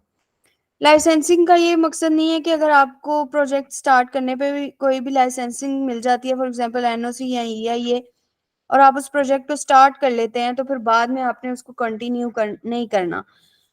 इसका लास्ट स्टेप और सबसे इम्पोर्टेंट स्टेप है मॉनिटरिंग। आप स्टार्ट तो प्रोजेक्ट को कर लेंगे, अब आप विद टाइम इसको मॉनिटर करेंगे और फिर प्रायोरिटीज को भी सेट करेंगे। मे बी स्टार्ट में आपके लिए वाटर पोल्यूशन जो है ये एक प्रॉब्लम थी, लेकिन विद टाइम आपके पास अब वाटर पोल्यूशन इतना इम्पोर्टेंट नहीं रही, तो आप अपनी प्रायोरिटीज को सेट करेंगे कि क्या प्रॉब्लम्स जो हैं वो आपको ज्यादा सामने आ रही हैं और उसको रिड्यूस करते हुए प्रोजेक्ट को लेके चलेंगे। और इस दौरान अगर आपका जो प्रोजेक्ट है वो आपकी जो डॉक्यूमेंटेशन है उसके मुताबिक काम नहीं करता, तो आपकी लाइसेंस जो है वो उसको खत्म भी कर सकते हैं और दोबारा से आपको ईआईए का भी कह सकते हैं। तो ये हमारे पास था एक एनवायरमेंटल मैनेजमेंट प्लान। सबको समझ आ रहा है? Yes ma'am.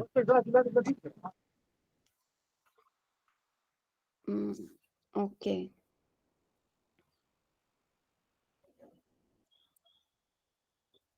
इसके बाद हम देखते हैं कि हमारे पास एनवायरमेंटल मैनेजमेंट अप्रोचेस क्या क्या हो सकती हैं, किस टाइप की हो सकती हैं। आपके पास 3 किस्म की एनवायरमेंटल मैनेजमेंट अप्रोचेस हो सकती हैं जिसके तहत आपने एनवायरमेंटल मैनेजमेंट प्लान बनाना है। इसको थोड़ा सा वाइड कर लेंगे। आप सबको मेरी स्क्रीन नजर आ रही है अभी भी क्लियरली? Yes ma'am. ओके।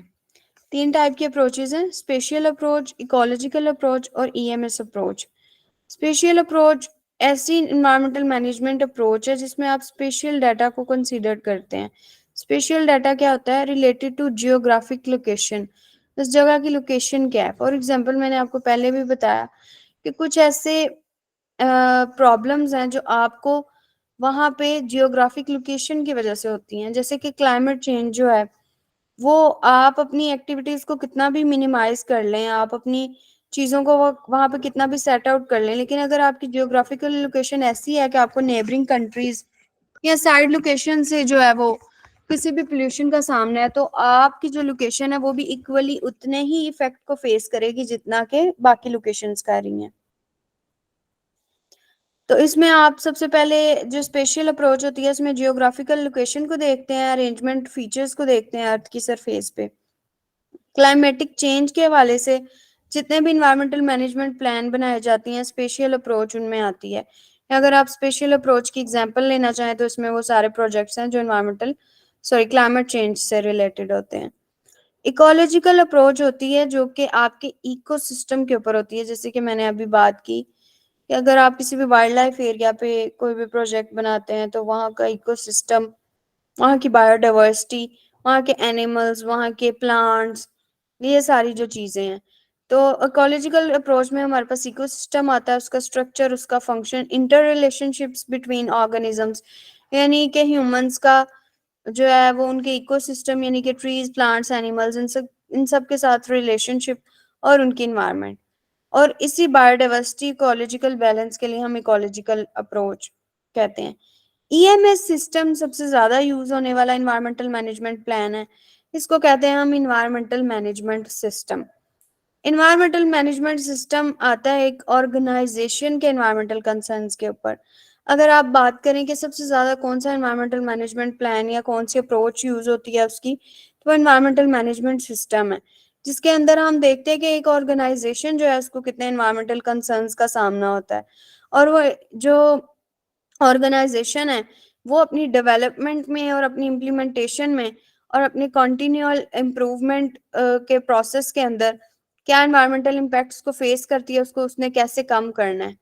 इसके अंदर प्राइमरली अब बिजनेस इतने ज्यादा बढ़ चुके हैं कि आपके इंटरनेशनल बहुत सारे ऐसे सर्टिफिकेट्स भी हैं जो इंट्रोड्यूस हो चुके हैं जिसमें ईएमएस फ्रेमवर्क होते हैं, सच एज आईएसओ 14001। आईएसओ 14001 के लिए इंडस्ट्रीज भी अप्लाई करती हैं, मैनेजर्स भी अप्लाई करते हैं और इंडिविजुअल बेसिस पे भी लोग ISO 14001 को करते हैं, जिसके अंदर वो इन्वायरमेंटल मैनेजमेंट सिस्टम की जो है वो ट्रेनिंग लेते हैं और इसको सामने रखते हुए अपने इन्वायरमेंटल इम्पैक्ट्स को कम करते हैं, और जो ऑर्गेनाइजेशन अपने इन्वायरमेंटल इम्पैक्ट को इसके हवाले से कम करती है, फिर ISO जो है उनको अपनी सर्टिफिकेशन देता है। जैसे कि जो ऑर्गेनाइजेशंस होती हैं वो ISO 14001 सर्टिफाइड होती हैं।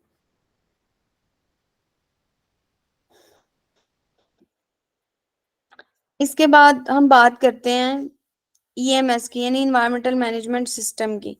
इन्वायरमेंटल मैनेजमेंट सिस्टम क्योंकि इन्वायरमेंटल मैनेजमेंट प्लान का ही एक अप्रोच है या उसका ही एक हिस्सा है, तो it is way similar to environmental management plan. इसके अंदर बात करते हैं हम कि आपकी ऑर्गेनाइजेशन जो है वो अपनी इन्वायरमेंटल इम्पैक्ट्स को कैसे कम करती है। इसके अंदर हम तमाम पॉलिसीज, उसके प्लान्स, उसके जितने भी मैकेनिज्म्स या प्रोसीजर्स हैं कंपनी के, उनको सामने रखते हुए इन्वायरमेंटल मैनेजमेंट सिस्टम बनाते हैं और देखते हैं कि हम उससे कैसे जो इन्वायरमेंटल इम्पैक्ट्स है उसको कम कर सकते हैं।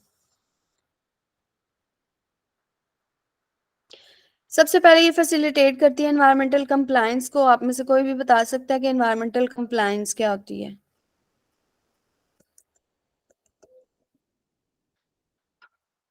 कोई भी बता सकता है कि एनवायरमेंटल कंप्लायंस क्या होती है? कंप्लायंस क्या चीज होती है? एनीवन? मैम इन्वायरमेंट से रिलेटेड जो भी आपके पास सर्टिफिकेशन है या जो भी वहाँ के लोकल लॉज हैं, जब आप उनको फॉलो कर रहे होते हैं तो मतलब हम उन चीज़ों के साथ कंप्लाई कर रहे हैं। और मतलब अगर लोकल लॉज हो गए रिलेटेड टू इन्वायरमेंट, या अगर हमारे पास कोई सर्टिफिकेशन है, जब आप उसके किसी स्टैंडर्ड को फॉलो नहीं करते, पूरा नहीं करते, तो ये नॉन कंप्लायंस होती है। मतलब इसको इस तरह से डिफाइन किया जा सकता है। जी, बिल्कुल, उस्मान ने बिल्कुल ठीक बताया कि एनवायरमेंटल कंप्लायंस होती है कि वो इंडस्ट्री जहाँ पे भी है, उसको कितने नेशनल लॉज़ लग रहे हैं, कितने इंटरनेशनल लॉज़ या रेगुलेशंस लग रही हैं, कितनी सर्टिफिकेशंस को वो कंप्लाई कर रही है। जितने भी रूल्स, रेगुलेशंस, पॉलिसीज़ और सर्टिफिकेशंस जिसको वो फॉलो कर रही होती है, वो उसकी एनवायरमेंटल कंप्लायंस होती है, जिसको उसने वहाँ पे फॉलो करना है। तो हमारा एनवायरमेंटल मैनेजमेंट जो सिस्टम है सबसे पहले इसी चीज को देखता है कि हम उन तमाम चीजों की कंप्लायंस करें, यानी लॉज रेगुलेशंस के रहते हुए हम जो एनवायरमेंटल इम्पैक्ट्स को कम करें या उनके तहत। फॉर एग्जांपल, इसमें हम मिसाल लेते हैं कि आपके लॉज या रेगुलेशंस क्या कहती हैं। जैसे कि होता है कि अगर आप इंडस्ट्रियल एरिया में है तो आपकी जो नॉइस है वो 85 dB से कम होनी चाहिए। तो अगर आप उसको फॉलो कर रहे हैं तो ये आप नॉइस की इन्वायरमेंटल कंप्लायंस कर रहे हैं। इसी तरह वाटर के लेवल्स होते हैं जिसमें पीएच लेवल होता है, कितना एसिडिक है, कितना अल्कलाइन है, इसमें कितने एजेंट्स हैं, आप वाटर को कैसे डिस्चार्ज करेंगे, ये भी इन्वायरमेंटल कंप्लायंस में आ गया। इसके अलावा एयर पोल्यूशन होता है, आपने जो भी अपना जो एयर डिस्चार्ज है आपका, उसके अंदर कितने एजेंट्स है, मरकरी है, वो कितना जो है, उसका कलर कैसा है, वो स्मोक कैसा है, उसके अंदर क्या क्या कार्सिनोजेनिक एजेंट्स हैं जो क्लाइमेटिक चेंज करेंगे या वहाँ के एटमॉस्फेयर को प्ल्यूट करेंगे। उसके अंदर रहते हुए आप डिफरेंट टेक्नोलॉजीज यूज करते हैं, जैसे कि वेट स्क्रबर्स वगैरह, air pollution controlling strategies use करते हैं, water pollution controlling strategies use करते हैं, या अपने वेस्ट को प्रॉपर तरीके से डंप करते हैं, जैसे कि उसकी कैटेगराइजेशन करते हैं आप अपनी इंडस्ट्री में। वेस्ट को कैटेगराइज करते हैं आप ऑर्गेनिक में, जो आपके पास रॉ मटेरियल होता है उसके हवाले से या बाकी चीज़ों से। और अगर आपके पास ऑर्गेनिक वेस्ट डिस्चार्ज हो रहा है तो फिर आप उसकी कंपोस्टिंग करते हैं, यानी उसका कोई भी ऐसा तरीका जिससे आप उसका जो इफेक्ट है वो कम से कम कर सकें विद इन द रूल्स और रेगुलेशन, तो वो उसकी कंपनी की इन्वायरमेंटल कंप्लायंस है। दूसरा है उसके इन्वायरमेंटल इम्पैक्ट्स को एड्रेस करना। इम्पैक्ट्स भी मैंने आपको बता दिए कि क्या क्या हो सकते हैं। और फिर है broadens environmental responsibilities to all whose work can have a significant impact on the environment। आप कंप्लायंस को या इम्पैक्ट्स को कैसे मिनिमाइज करेंगे कि वहाँ के कंपनी के जितने भी लोग हैं, मैनेजर्स हैं, वर्कर्स हैं या जो भी उसके लिए रिस्पॉन्सिबल है, एचजीसी मैनेजर्स हो गए या इन्वायरमेंटल मैनेजर्स हैं आपके पास, या ऐसे कोई भी लोग जो इन्वायरमेंटल कंप्लायंस के लिए रिस्पॉन्सिबल हैं, उनको उनकी रिस्पॉन्सिबिलिटीज बताना और उनको मेक श्योर करना कि वो जिस भी सेगमेंट में है अपने सेगमेंट में वो प्रॉपर वर्क कर रहे हैं और उनका जो सिग्निफिकेंट इम्पैक्ट है इन्वायरमेंट पे उस इफेक्ट का वो कम से कम कर रहे हैं, तो उनको उनकी रिस्पॉन्सिबिलिटीज के बारे में बताना। और अगर ये तमाम चीजें जो आप अचीव करते हैं तो फिर आप किसी भी इंटरनेशनल सर्टिफिकेशन यानी ISO 14001 की तरफ जा सकते हैं और कह सकते हैं कि हमारी कंपनी इन सारे रूल्स रेगुलेशंस को फॉलो करती है, परमिसिबल लिमिट्स के अंदर हमारे सारे डिस्चार्ज हैं, हमारे जो रिस्पॉन्सिबल पर्सन है वो अपना काम ठीक से कर रहे हैं, हमारी कंपनी में इन्वायरमेंटल मैनेजमेंट प्लान्स हैं डिफरेंट इम्पैक्ट्स के लिए, और जो हमारा इन्वायरमेंटल मैनेजमेंट सिस्टम है वो अच्छे से वर्क कर रहा है, और उनको देखते हुए फिर आप किसी भी लाइसेंसिंग या सर्टिफिकेशन की तरफ जा सकते हैं। अगेन वही मैंने आपको बताया कि अब हम इन्वायरमेंटल मैनेजमेंट प्लान के पार्ट्स देख लेते हैं। It is similar to EIA। सबसे पहले प्लान करना, प्लान में वही स्टेप अगर आप डिग इनटू होना चाहें तो स्क्रीनिंग स्कोपिंग जैसे आ सकते हैं कि वेदर आपको रिक्वायर है नहीं रिक्वायर। उसके बाद प्लान करने के बाद उसकी मिटिगेशन प्लान करना, उनको इम्प्लीमेंट करवाना, और उसके बाद उसको चेक करना कि ठीक तरीके से काम कर रहा है या नहीं, मतलब उसका रिव्यू। और रिव्यू करवाने के बाद अगेन वो साइकिल चलता जाएगा प्लान इम्प्लीमेंट वाला, कि दोबारा प्लान करें, दोबारा इम्प्लीमेंट, दोबारा चेक, दोबारा रिव्यू, दोबारा प्लान, गोज ऑन। क्योंकि ऐसा हो सकता है कि एक टाइम पे आपकी इंडस्ट्री को एक इन्वायरमेंटल इम्पैक्ट का सामना और कुछ अरसे बाद वो इम्पैक्ट बिल्कुल भी वहां से खत्म हो जाए और कोई और आ जाए। इसी वजह से जो लाइसेंसिंग या आपकी सर्टिफिकेशंस भी होती हैं वो विद टाइम्स जो है वो अपग्रेड होती हैं, विद टाइम उनके रिव्यू होते हैं, क्योंकि कभी भी एक इन्वायरमेंटल मैनेजमेंट सिस्टम या प्लान आपकी इंडस्ट्री में वर्क नहीं कर रहा होता, विद टाइम वो ग्रेजुअली चेंज होते जाते हैं।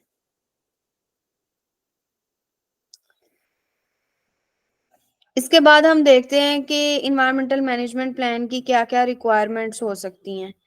3 टाइप की इसकी रिक्वायरमेंट्स हैं। लीगल कंप्लायंस, जिस पे हमने बात की है कि नेशनल और इंटरनेशनल रेगुलेशंस को ये फॉलो करे। उसके बाद आ जाएगी इसकी रिस्क असेसमेंट। रिस्क असेसमेंट के बारे में अगर कोई बताना चाहे, रिस्क असेसमेंट क्या होती है? ये इन्वायरमेंटल मैनेजमेंट की भी टर्म है और HEC की भी टर्म है, तो आप दोनों में इसको एक्सप्लेन कर सकते हैं। एनीवन, रिस्क असेसमेंट क्या होती है?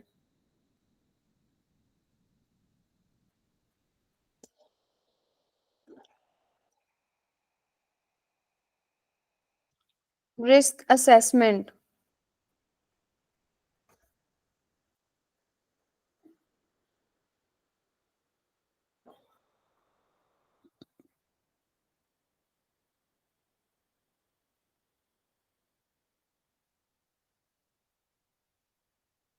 Risk assessment anyone? Ahmed, Tahir, Tariq, Usman, Arshad?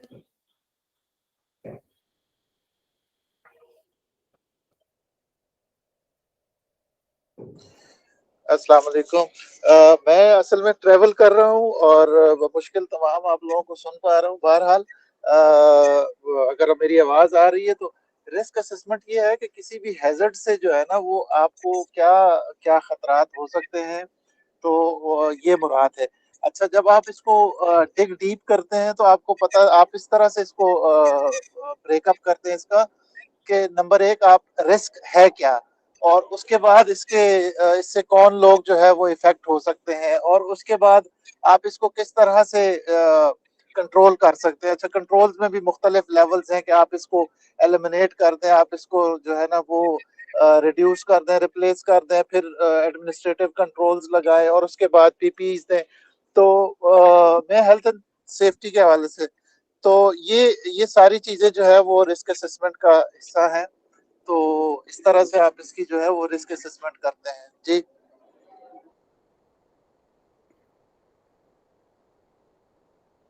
ठीक हो गया, आपने बिल्कुल ठीक तरीके से एक्सप्लेन किया। और जब हम इन्वायरमेंट की भी बात करते हैं तो भी जो है हम इन्वायरमेंट में भी यही देखते हैं कि क्या रिस्क है और ये रिस्क किसकी वजह से है, यानी जहां हम हेल्थ एंड सेफ्टी में हैजर्ड की बात करते हैं वहां पे हम इन्वायरमेंटल मैनेजमेंट सिस्टम में ये बात करते हैं कि जितने भी हमारे इन्वायरमेंटल रिस्क हैं वो कहाँ से आ रहे हैं, उनको आइडेंटिफाई करना, यानी उनका रिसोर्स क्या है। जैसे मैं आपको शुरू से बता रही हूँ कि हमने इन्वायरमेंटल मैनेजमेंट सिस्टम में उसका जो एस्पेक्ट है उसको जो है वो फाइंड करना है कि कहाँ से हमें इन्वायरमेंटल रिस्क आ रहे हैं, तभी हम उसकी बेसिक जितनी भी स्ट्रेटजीज हैं उनको आइडेंटिफाई कर सकेंगे और उनको इम्प्लीमेंट कर सकेंगे।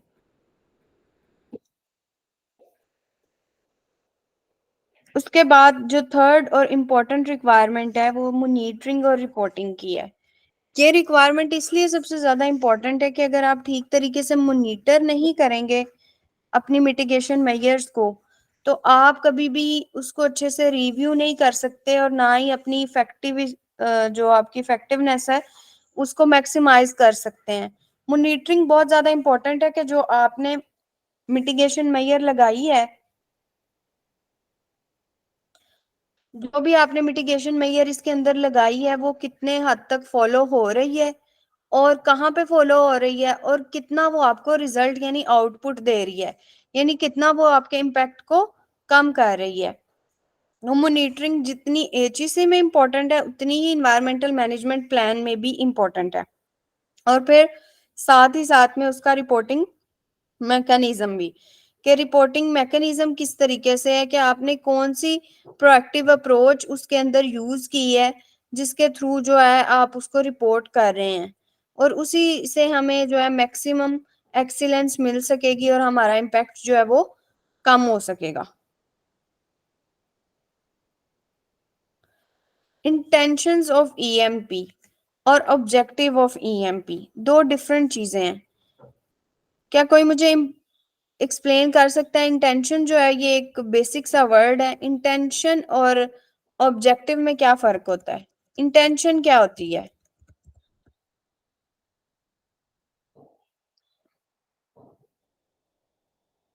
इंटेंशन और ऑब्जेक्टिव में क्या फर्क होता है? Ahmad? Yes, ma'am. Intention that we need to, like we are doing here, waste reduction. So it is not our objective, but we want to reduce waste. So we can use recycling, this and that. But objectives are those that we defined in our targets and objectives in our EMS. So if that's okay. ठीक है, कोई और इसको थोड़ा सा elaborate करना चाहे? Mohammad Usman. Intention yes और मैम, objective में क्या व्हाट आई सी के जो हमारा इंटेंशन होती है वो शॉर्ट टर्म हो सकती है। जैसे फॉर एग्जांपल अभी इस टाइम हमारी इंटेंशन मतलब ये जो भी कोर्स है इसको मुकम्मल करने की है, सर्टिफिकेट को मुकम्मल करने की है, लेकिन जो हमारा ऑब्जेक्टिव होगा वो थोड़ा लॉन्ग टर्म होगा। तो मैं थोड़ा इसको इस तरह देखता हूँ। ठीक है, और कोई? चलें मैं आपको बताती हूँ कि इंटेंशन और ऑब्जेक्टिव में मेन डिफरेंस क्या है। इंटेंशन होती है जो आप करने का इरादा रखते हैं, और ऑब्जेक्टिव है जिसको आप अपना ऑब्जेक्टिव बनाते हैं। टेंशन्स आपकी बहुत ज्यादा हो सकती हैं, ऑब्जेक्टिव आपके कम होते हैं। इंटेंशन से ही आप अपने ऑब्जेक्टिव्स को रिट्राइव करते हैं, यानी मेरी 10 इंटेंशंस हैं कि यहाँ पे सारे किस्म की जो पोल्यूशन है वो जो है वो कम हो जाए, लेकिन मैं ऑब्जेक्टिव उसमें से कुछ कुछ बनाती हूँ कि फॉर एग्जांपल मैं मैक्सिममली मेरी जो इंडस्ट्री है ना वो ज्यादा वाटर पोल्यूशन करती है, तो मेरा ऑब्जेक्टिव है कि मैं वाटर पोल्यूशन को कम करूं, और जब मैं इसको कम करूंगी तो बाकी सारे भी जो एलिमेंट हैं वो ऑटोमेटिकली कहीं ना कहीं से कम होने शुरू हो जाएंगे। फॉर एग्जांपल हम बात करते हैं कि इंडस्ट्री के ऊपर वो वाटर डिस्चार्ज करती है, ठीक है। अब वाटर डिस्चार्ज करने में क्या होगा कि वो सिर्फ वाटर पोल्यूशन नहीं कॉज कर रही, उसने जो है पानी के अंदर जो है केमिकल डिस्चार्ज किए, पानी जो है वो गंदा हो गया, ठीक है।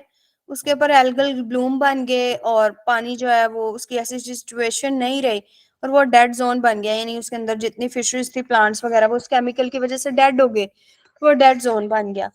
अब क्या वो कंपनी जो है वो सिर्फ जो सॉरी इंडस्ट्री जो है वो वाटर पोल्यूशन तक जो है वो रहेगी, या उससे ज्यादा उसका इम्पैक्ट जा सकता है? उसका इम्पैक्ट उससे ज्यादा जा सकता है। वो केमिकल जो है वो उसी वाटर के नीचे जो सॉइल है उसके अंदर सीप डाउन होना शुरू होंगे। एक वाटर लेवल आपका जमीन के ऊपर है, जो नहर या समंदर या किसी भी हालत में आपको दिखता है, जो आपको व्यूएबल है, ये आपको वाटर की सिचुएशन दिख रही है। फॉर एग्जांपल उस पे एल्गल ब्लूम है, या वो डेड जोन हो गया, पानी जो है काला हो चुका है या गंदा हो चुका है।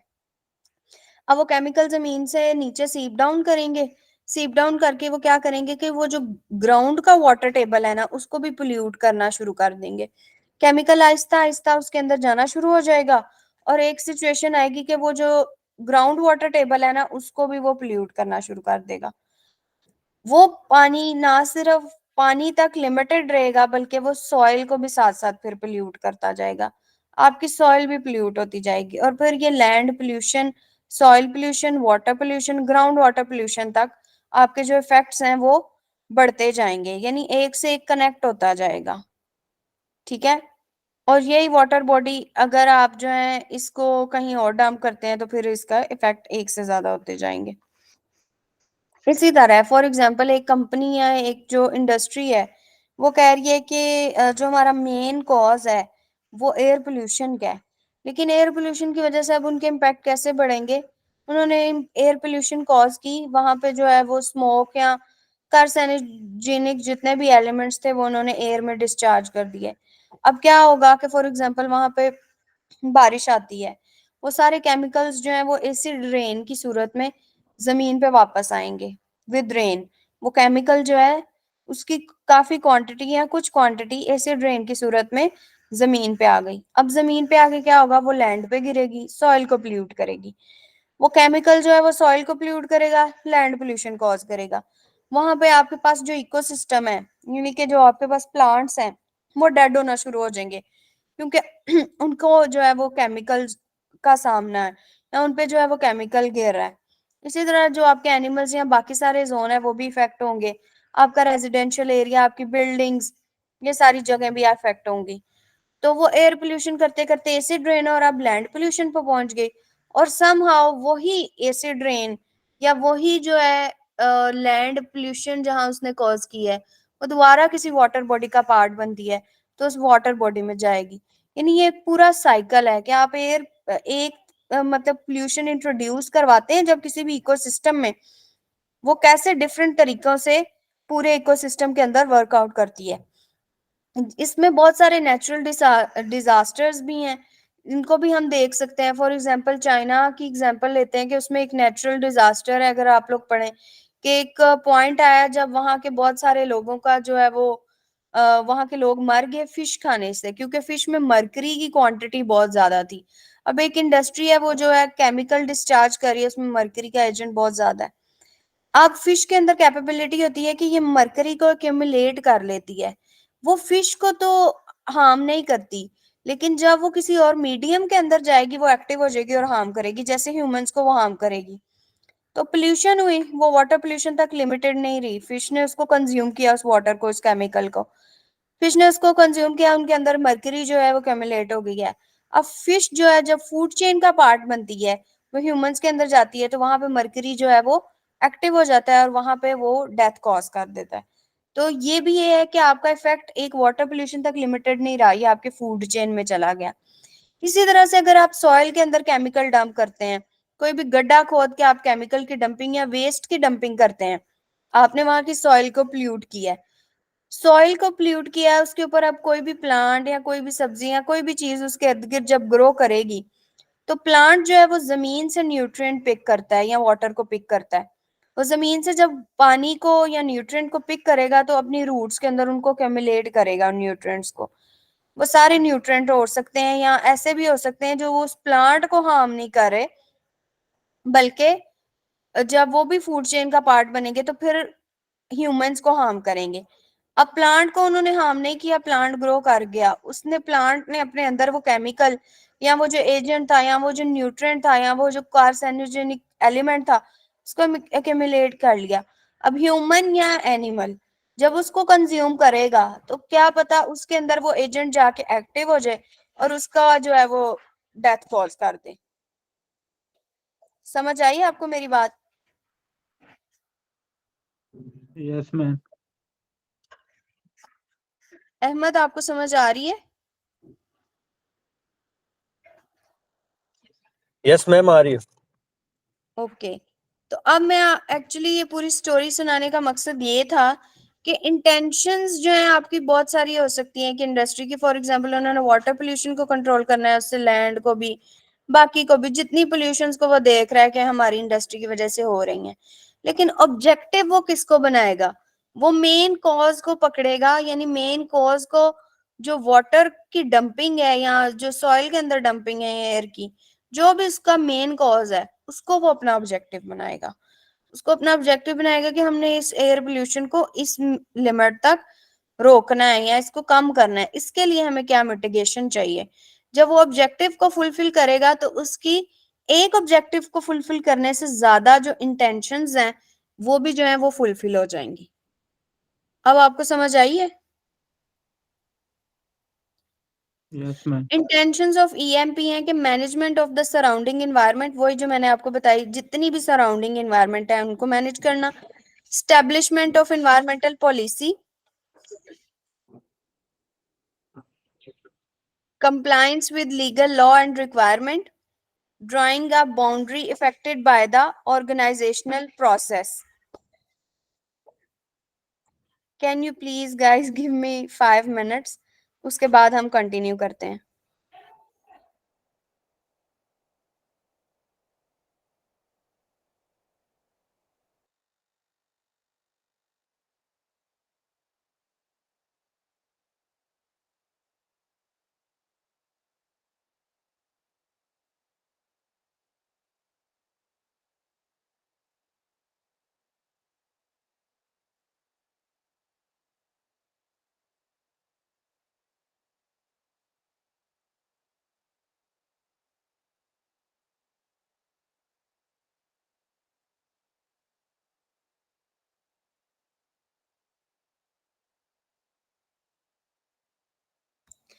तो हम कह रहे थे कि इंटेंशंस ऑफ ईएमपी क्या हैं।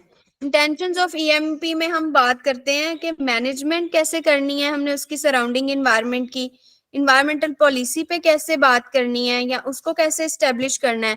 इन्वायरमेंटल पॉलिसी में ही उसके लीगल लॉज और रिक्वायरमेंट आ जाएंगी मैक्सिमम, कि कितनी लॉज और रेगुलेशंस को जब हम फॉलो करेंगे तो इन्वायरमेंटल पॉलिसी को हम एस्टेब्लिश कर सकते हैं। और फिर हमने एक बाउंड्री डिजाइन करनी है अपने ऑर्गेनाइजेशनल प्रोसेस को सामने रखते हुए कि ये बाउंड्री लाइन है और इसके अंदर जितने भी इफेक्ट आ रहे हैं उसके लिए हम क्या इन्वायरमेंटल पॉलिसीज बनाएंगे।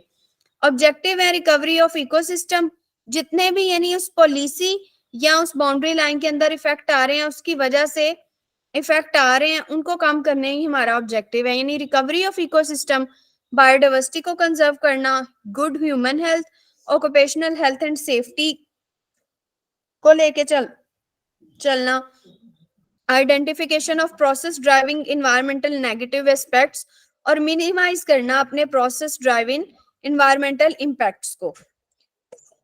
इसके बाद हम लास्टली बात करेंगे स्कोप ऑफ ईएमपी के बारे में कि स्कोप क्या है। स्कोप ये है कि आप फिजिकल और बायोलॉजिकल इन्वायरमेंट दोनों के ऊपर इम्पैक्ट को देखते हुए उसको मिनिमाइज करते हैं। दूसरी ये बात है कि आप इसमें देखते हैं कि इन्वायरमेंटल प्रैक्टिसेस जो भी हमारी हो रही हैं हम कितनी इनोवेशन ला सकते हैं, यानी आपकी इंडस्ट्री के लिए मे बी वो मिटिगेशन मेजर्स जो है वो फॉलोएबल ना हो जो किसी और इंडस्ट्री के लिए हो, या मे बी किसी एक इंडस्ट्री ने ऐसे मिटिगेशन मेजर इंट्रोड्यूस करवाई हैं जो हाँ एयर पोल्यूशन को कंट्रोल कर रही हैं, लेकिन आपकी इंडस्ट्री में वो एयर पोल्यूशन को कंट्रोल ना कर सकती हूँ। इसकी एग्जांपल मैं ऐसे ले सकती हूँ कि आप लोग सब डिफरेंट काइंड ऑफ इंडस्ट्रीज या कंपनी से हैं।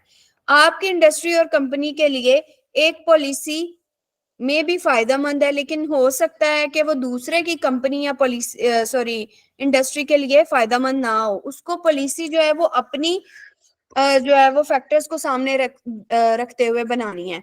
फैक्टर्स कौन कौन से सामने रखने हैं? जो पहले मैंने आपको 3 अप्रोचेस बताई थी, स्पेशियल, इकोसिस्टम वाली, और फिर हम मैनेजमेंट प्लान बनाएंगे। यानी आपकी जियोग्राफिकल लोकेशन क्या है, और फिर आपका इकोसिस्टम वहां पे कैसा है और कितना इफेक्ट हो रहा है, और फिर इन्वायरमेंटल मैनेजमेंट सिस्टम। और इसके अंदर हम बाद में देखेंगे कि आपकी अवेलेबिलिटी ऑफ रिसोर्सेज क्या है, यानी कि जितने रिसोर्स आपको अवेलेबल हैं उसके मुताबिक ही हम वहां पे पॉलिसी या किसी इन्वायरमेंटल मैनेजमेंट प्लान को जो है वो बनाएंगे। अगर आपको रिसोर्सेज ही अवेलेबल नहीं है तो फिर आप उसको कैसे डिप्लीट कर रहे हैं, या अगर आपके पास वो पोल्यूशन कॉज करने के लिए एजेंट ही नहीं है तो फिर आप उस पर कैसे कोई भी पॉलिसी बना सकते हैं। बेनिफिट्स क्या हैं?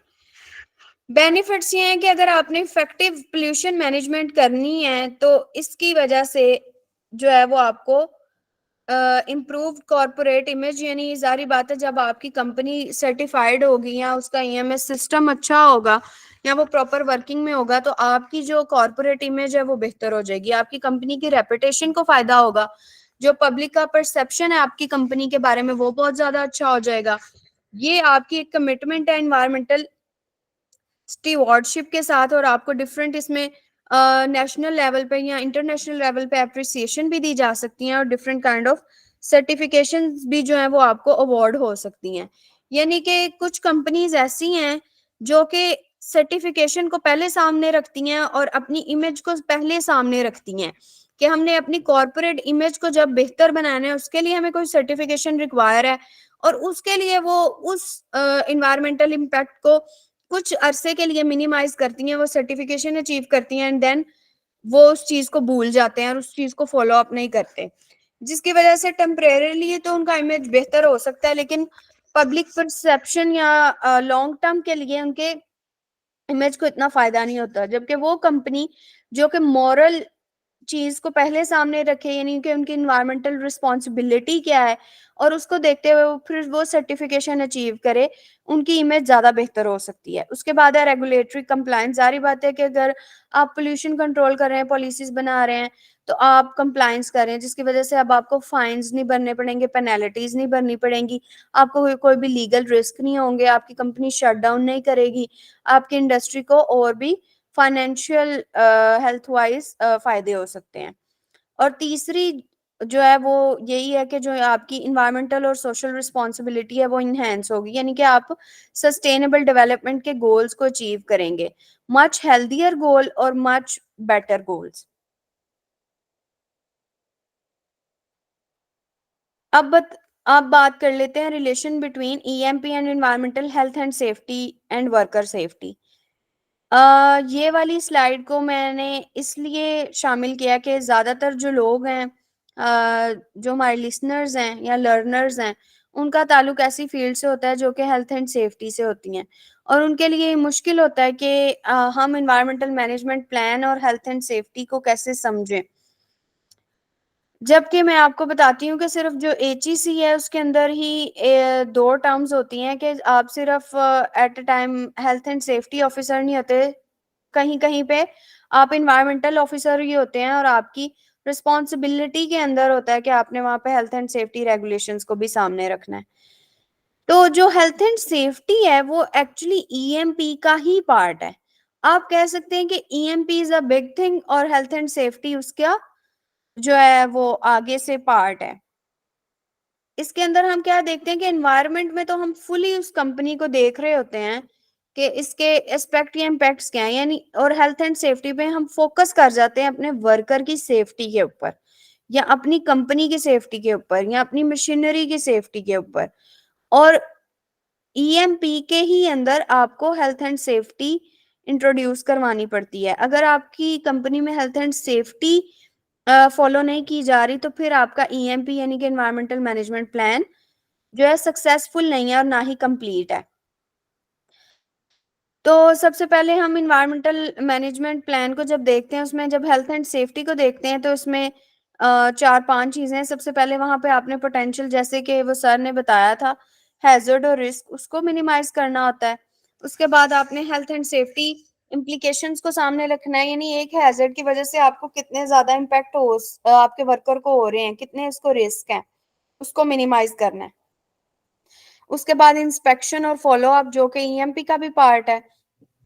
और इसके अंदर जो सबसे इम्पोर्टेंट स्टेप आता है वो है आपका emergency response procedure.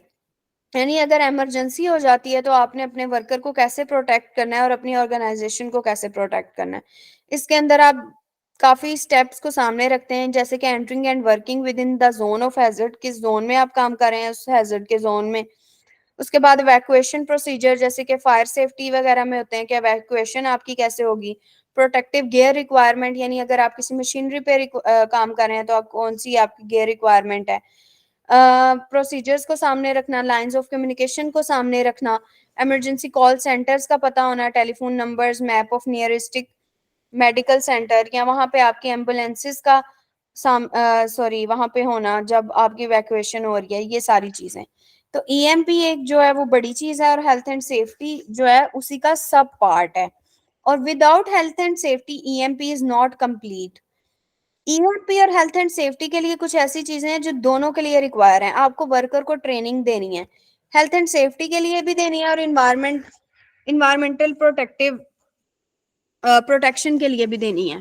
For example, आप एक जो वर्कर है वो किसी भी एक मशीनरी पे काम कर रहा है जिस मशीनरी की वजह से कोई भी पोल्यूशन जो है वो कॉज हो रही है, तो आपने सिर्फ उसको यही नहीं बताना कि इस मशीनरी पे अच्छे से काम करने के लिए आपको कौन से गियर चाहिए या कौन सी प्रोटेक्शन चाहिए, आपके जो है कपड़े कैसे होने चाहिए, आपके प्रोटेक्टिव बूट्स होने चाहिए या ग्लव्स होने चाहिए या आपके पास ग्लासेस होनी चाहिए, हैट होनी चाहिए। बल्कि उसको आपने ये भी बताना है कि जब इस मशीन को हम यूज कर रहे हैं और इससे इतना वेस्ट डिस्चार्ज हो रहा है तो अब हमने इसको मिनिमाइज कैसे वेस्ट को करना है और इसको ओपनली डंप नहीं करना। तो proper training for both things.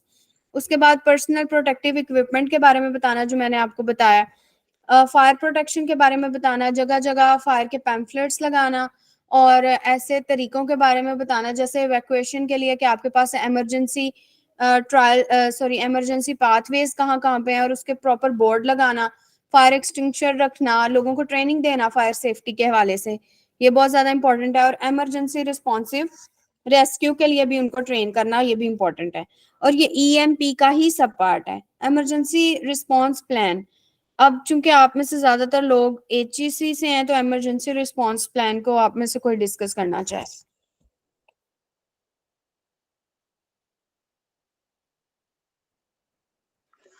अच्छा, इमरजेंसी रिस्पांस प्लान जो है ना वो हम लोग जब किसी भी साइट के हवाले से बनाते हैं तो वो हम जिस तरह आपने अभी एक एक्सरसाइज की थी कि एनवायरनमेंट के हवाले से आपको क्या क्या जो है ना परेशानियां हो सकती हैं, तो यही हम इमरजेंसीज के लिए भी कि हमें क्या क्या इमरजेंसीज हो सकती है। मसलन आपकी ये जो ब्रिज वाली मिसाल है इसमें से वर्क एट हाइट पे काम हो रहा है तो कोई ऊपर से गिर सकता है, इसको हम कैसे मैनेज करेंगे।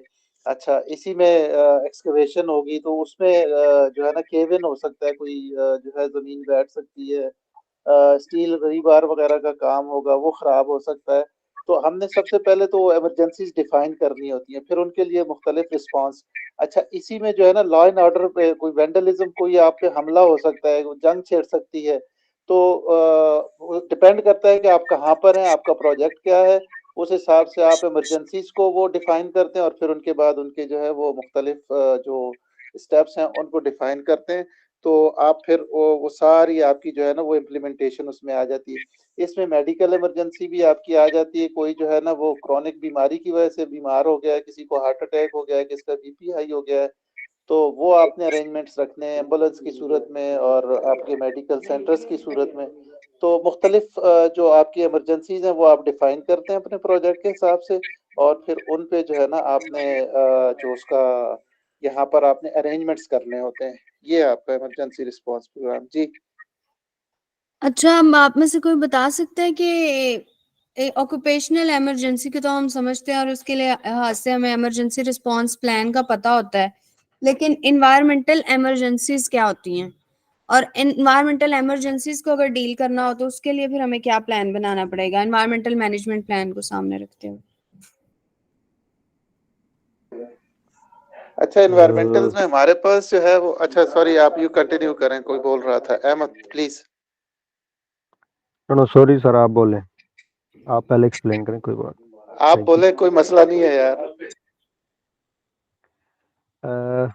मैं बोल रहा था उसके बारे में, यानी कि एक तो होती है ना स्पिल, नॉर्मल स्पिल होती है जैसे हमारी केमिकल की स्पिल, लेकिन एक कैटास्ट्रोफिक स्पिल होती है जैसे केमिकल स्टोर है या हमारा जैसे ले डाउन वगैरह यार्ड होते हैं, वहाँ पे ह्यूज या बल्क में पड़ा होता है जो केमिकल होता है, वो हो जाएगा। तो उस तरह का जो है हम लोग अपना ये हमारे उसमें जो रेस्क्यू प्लान है उसमें भी ये हमारा जो है ना ये इंक्लूडेड है, ये सेक्शन भी कि कैटास्ट्रोफिक अगर स्पिल हो जाएगी तो किस तरह हम लोगों ने लोगों को यानी कि इवैक्यूएट करना है या किस तरह बचाना है, तो ये सारा हमारा उसका पार्ट है।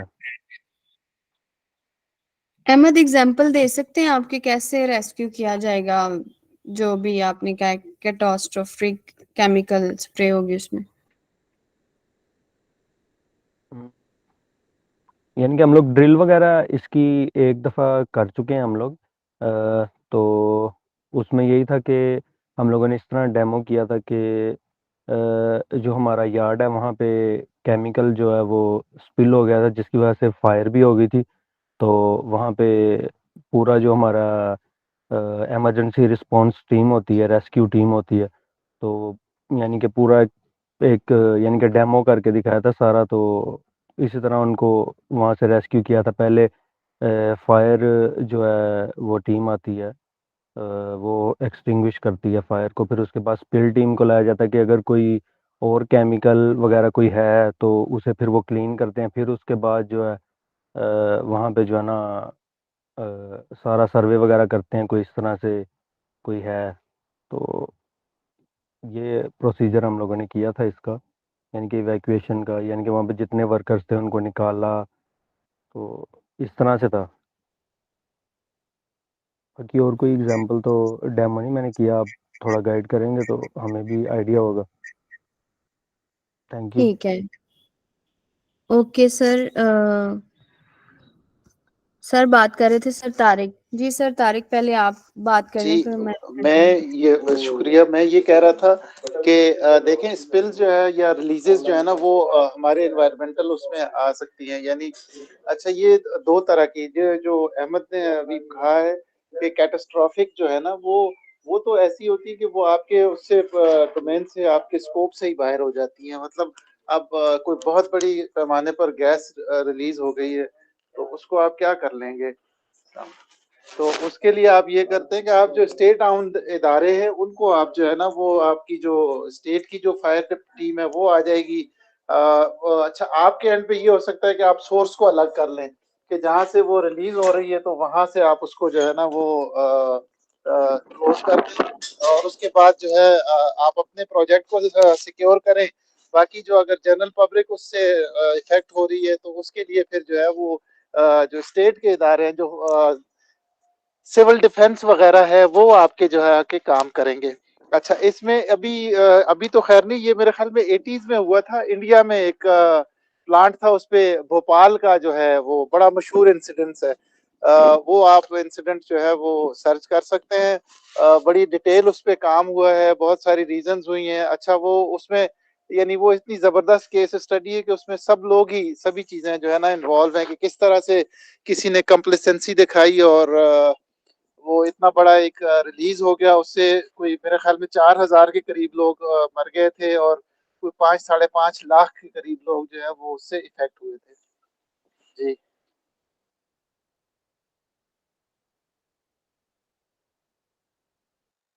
जी बिल्कुल। जैसे कि अहमद बता रहे थे कि उनकी कंपनी में केमिकल वेव्स या केमिकल स्ट्रेटजीज के हवाले से जो है वो स्ट्रेटजी बनाई जाती है। तो जो आपने बात की भोपाल डिजास्टर की, जो उसका एक्सीडेंट था उसमें भी एक्चुअली वो केमिकल काइंड ऑफ एक्सीडेंट ही था ना, जिसमें जो है वो केमिकल रिलीज हो गया था और उसकी वजह से बहुत सारे लोगों की डेथ हो गई थी।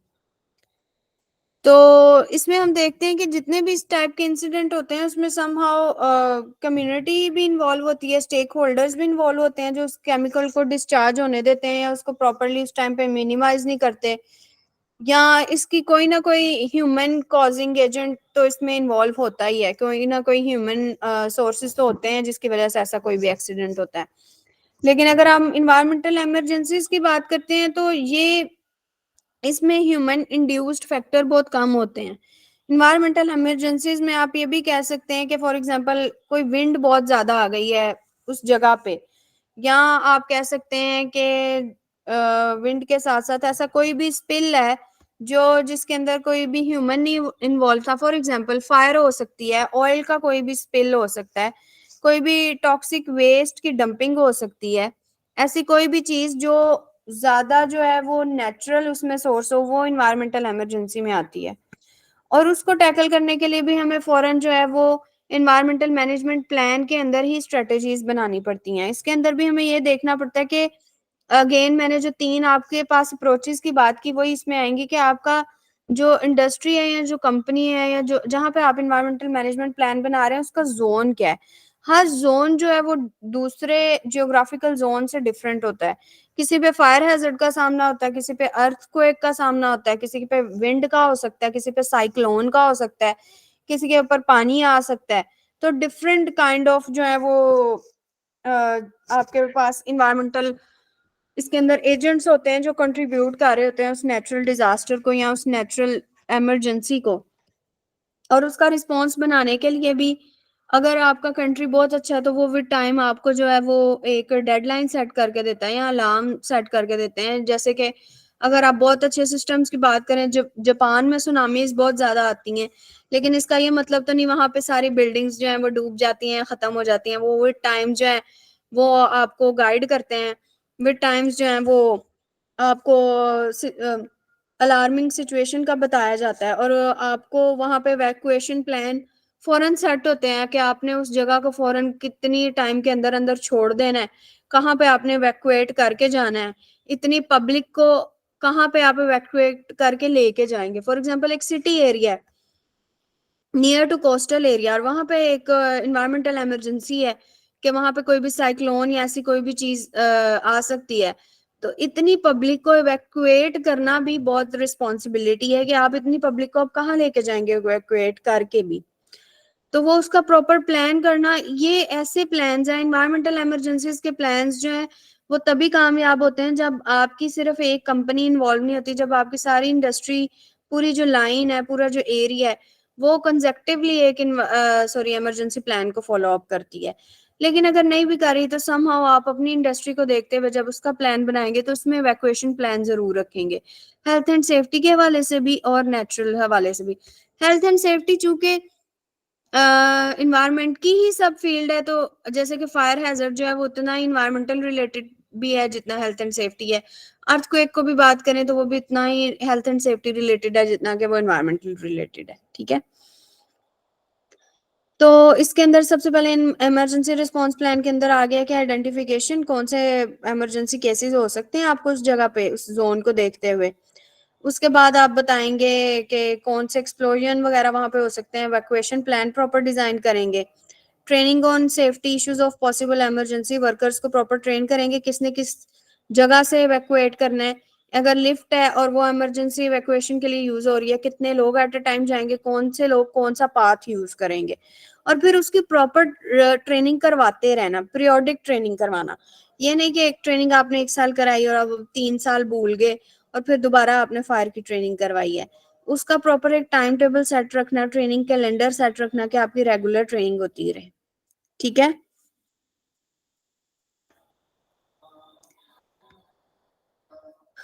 लास्ट हम डिस्कस करेंगे स्टेक होल्डर मैपिंग को। स्टेक, चूंकि आप सब लोग कंपनीज और इंडस्ट्रीज के अंदर काम करते हैं तो मेरे ख्याल से स्टेक होल्डर से आप लोग ज्यादा फेमिलियर होंगे as compare to me.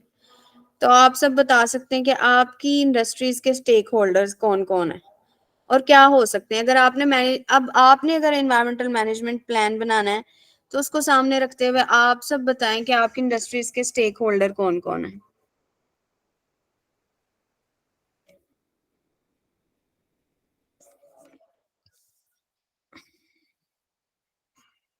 Khalil, can you please explain?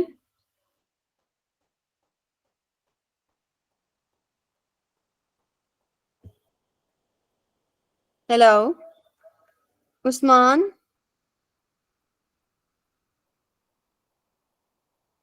Yes ma'am, stakeholders ma'am कोई भी एंटिटी जो हमारे ऑर्गेनाइजेशन के साथ हमारे प्रोजेक्ट के साथ लिंक हो, तो वो हमारे स्टेक होल्डर्स होते हैं। अब इसमें हमारा जो क्लाइंट है वो शामिल होगा, जो हमारी लोकल कम्युनिटी है वो शामिल हो जाएगी। इसके अलावा हमारे जो एम्प्लॉयज़ हैं वो इसमें शामिल हो जाएंगे, और जो जो वेंडर्स और सप्लायर्स जो हमारे साथ लिंक्ड हैं, जो हमें माल सप्लाई करते हैं, इसमें वो शामिल हो जाएंगे।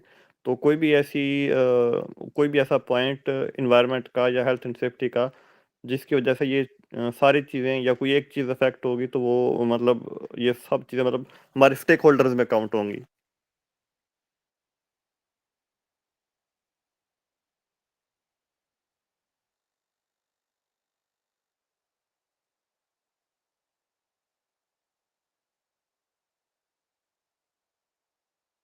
ठीक है, और आप जिस कंपनी या इंडस्ट्री में काम करते हैं उसके पॉसिबल स्टेक होल्डर्स क्या हैं, अगर आप लिस्ट आउट कर सकें? Like name five stakeholders को आप आइडेंटिफाई करते हैं। फर्स्ट ऑफ ऑल मैम, जो हमारा सबसे बड़ा स्टेक होल्डर्स है, वो जो हमारा क्लाइंट है सऊदी इलेक्ट्रिसिटी कंपनी, सबसे पहले तो वो है। इसके अलावा जो हमारी लोकल पॉपुलेशन है वो हो गई, जो मतलब जो हमारे कैंप के पास भी है, और जो हमारे प्रोजेक्ट का जो प्रपोज्ड एरिया है उसके आसपास जो फॉल कर रही है वो भी इसमें शामिल हो जाएंगे।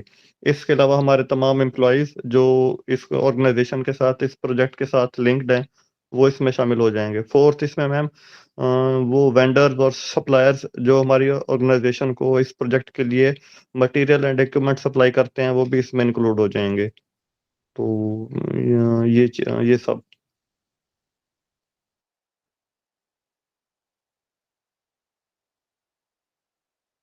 इसके अलावा अगर कोई अपनी कंपनी के स्टेक होल्डर्स का बताना चाहे, अहमद अगर आप बताना चाहें। यस मैम, हमारी कंपनी के इंटरनल स्टेक होल्डर जो हो सकते हैं, जैसे हमारा HSE डिपार्टमेंट है। इसके अलावा कंस्ट्रक्शन डिपार्टमेंट जो है वो भी स्टेक होल्डर ही काउंट होगा। यानी कि अगर कोई एक्टिविटी है या कोई भी इस तरह का, यानी कि उन्होंने एक्शन परफॉर्म करना है कि वो हमारे पे डिपेंडेंट है और हम उन पे डिपेंडेंट हैं, तो वो हम दोनों एक दूसरे के जो हैं वो स्टेक होल्डर काउंट होंगे। बाकी सारी बातें जो हैं उस्मान भाई ने जो बताई हैं वो बिल्कुल ठीक हैं।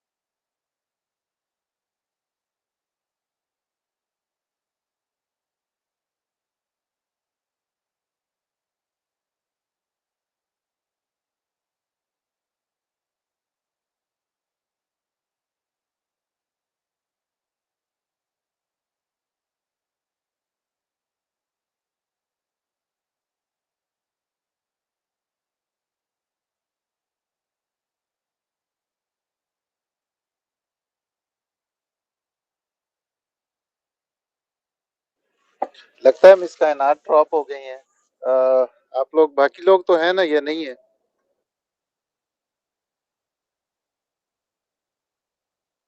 हाँ जी, हाँ जी, बाकी लोग तो हैं, अवेलेबल हैं। बस तो टीचर नहीं है, फिर आए शोर मचाते हैं क्लास में सब लोग। तो बहरहाल सही है, वो शायद लेफ्ट कर गई हैं, सही कह रहे हैं।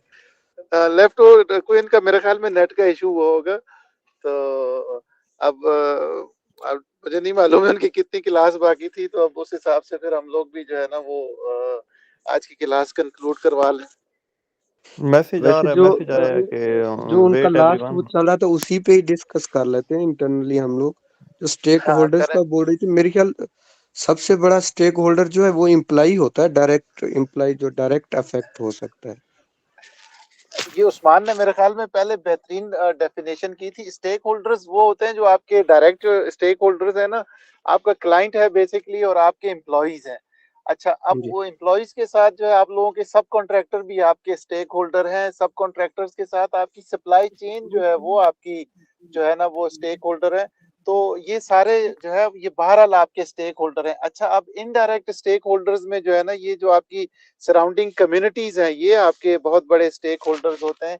आपने इनको भी कंसिडर करना होता है। मसलन अगर किसी को पिंडी इस्लामाबाद वाले ये जो मेट्रो याद है, इसमें अक्सर ऐसे होता था कि ये लोग रात को खुदाई करते थे, सुबह जो है उसमें बाइक्स गिरी हुई होती थी, गाड़ियां गिरी हुई होती थी। तो वजह सही। सिर्फ ये थी कि इन्होंने उन स्टेक होल्डर्स को कंसिडर नहीं किया हुआ होता था।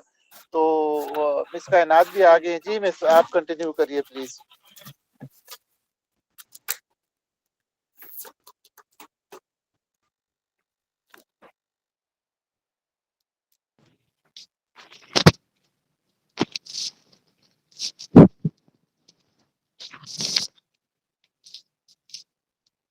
मेरे ख्याल उनके इंटरनेट का इशू चल रहा है, शायद वो इस वजह से ड्रॉप हो गई थी।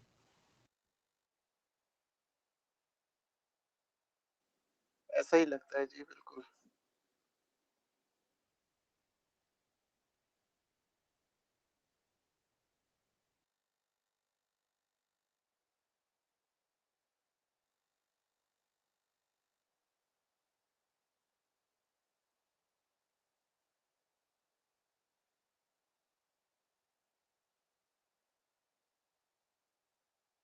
तो स्टेक होल्डर पे कोई और कुछ कहना चाहे तो कह सकता है। वैसे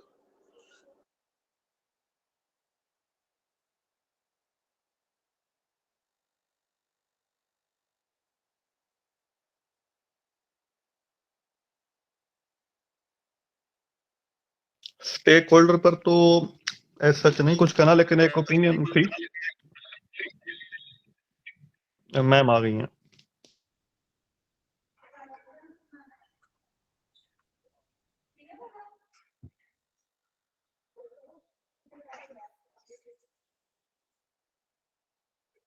हेलो, Yes, ma'am. आपको जी बोलिए। मेरी आपकी आवाज आवाज आ आ रही है? रही है, आ रही आ रही। ओके, सॉरी, मेरा इंटरनेट कनेक्शन जरा रहे थे। हमारा last step environmental management plan का, कि जब भी आपने इसको बनाना है तो पॉसिबल जितने भी आपकी कंपनी के स्टेक होल्डर्स हैं उसको आपने सामने रखना है। अब सब कंपनी के स्टेक होल्डर्स की जब भी बात, उस कंपनी के कामों से प्रॉफिट या लॉस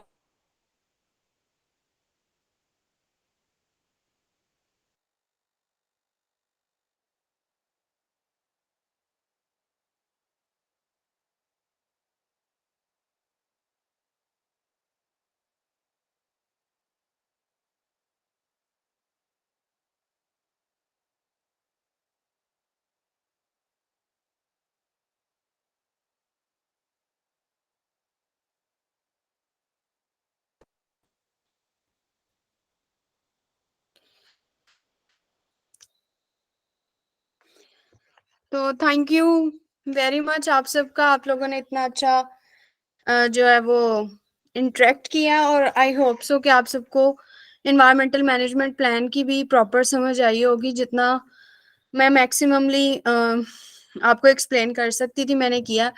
इसके अलावा मेरे पास कुछ नोट्स वगैरह हैं, वो मैं ग्रुप के अंदर शेयर कर दूंगी। कुछ पीडीएफ्स हैं, अगर आपको इन्वायरमेंटल मैनेजमेंट प्लान के बारे में पढ़ना है तो आप वहां से जो है वो गाइड ले सकते हैं। अगर आपका कोई भी क्वेश्चन हो या कोई भी क्वेरी हो तो वो भी आप ग्रुप में डिस्कस कर सकते हैं, तो मैं आप सबको जरूर आंसर कर दूंगी। ठीक है? Yes, ये ma'am. आप छत पे जाके बोल रही हैं मैडम, आपने जो है ना, मुझे ऐसे ही लग रहा है, मेरा जब नेट नहीं चलता तो मैं भी छत पे चला जाता हूँ। बहरहाल बहुत अच्छा लगा। मैनेजमेंट नहीं, एक्चुअली ये है कि मेरे घर में बहुत सारे परिंदे हैं तो उनका शोर वैसे ही बहुत ज्यादा है।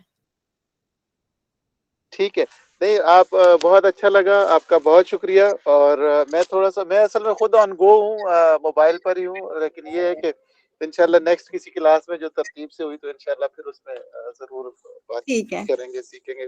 अभी बहुत शुक्रिया आपके आपका। साथ डिस्कस शेयर कर देंगे सेशन के प्लान्स। मेरे मार्च में भी 2 सेशंस हैं, तो आप में से जो भी ज्वाइन करना चाहे या सेशंस का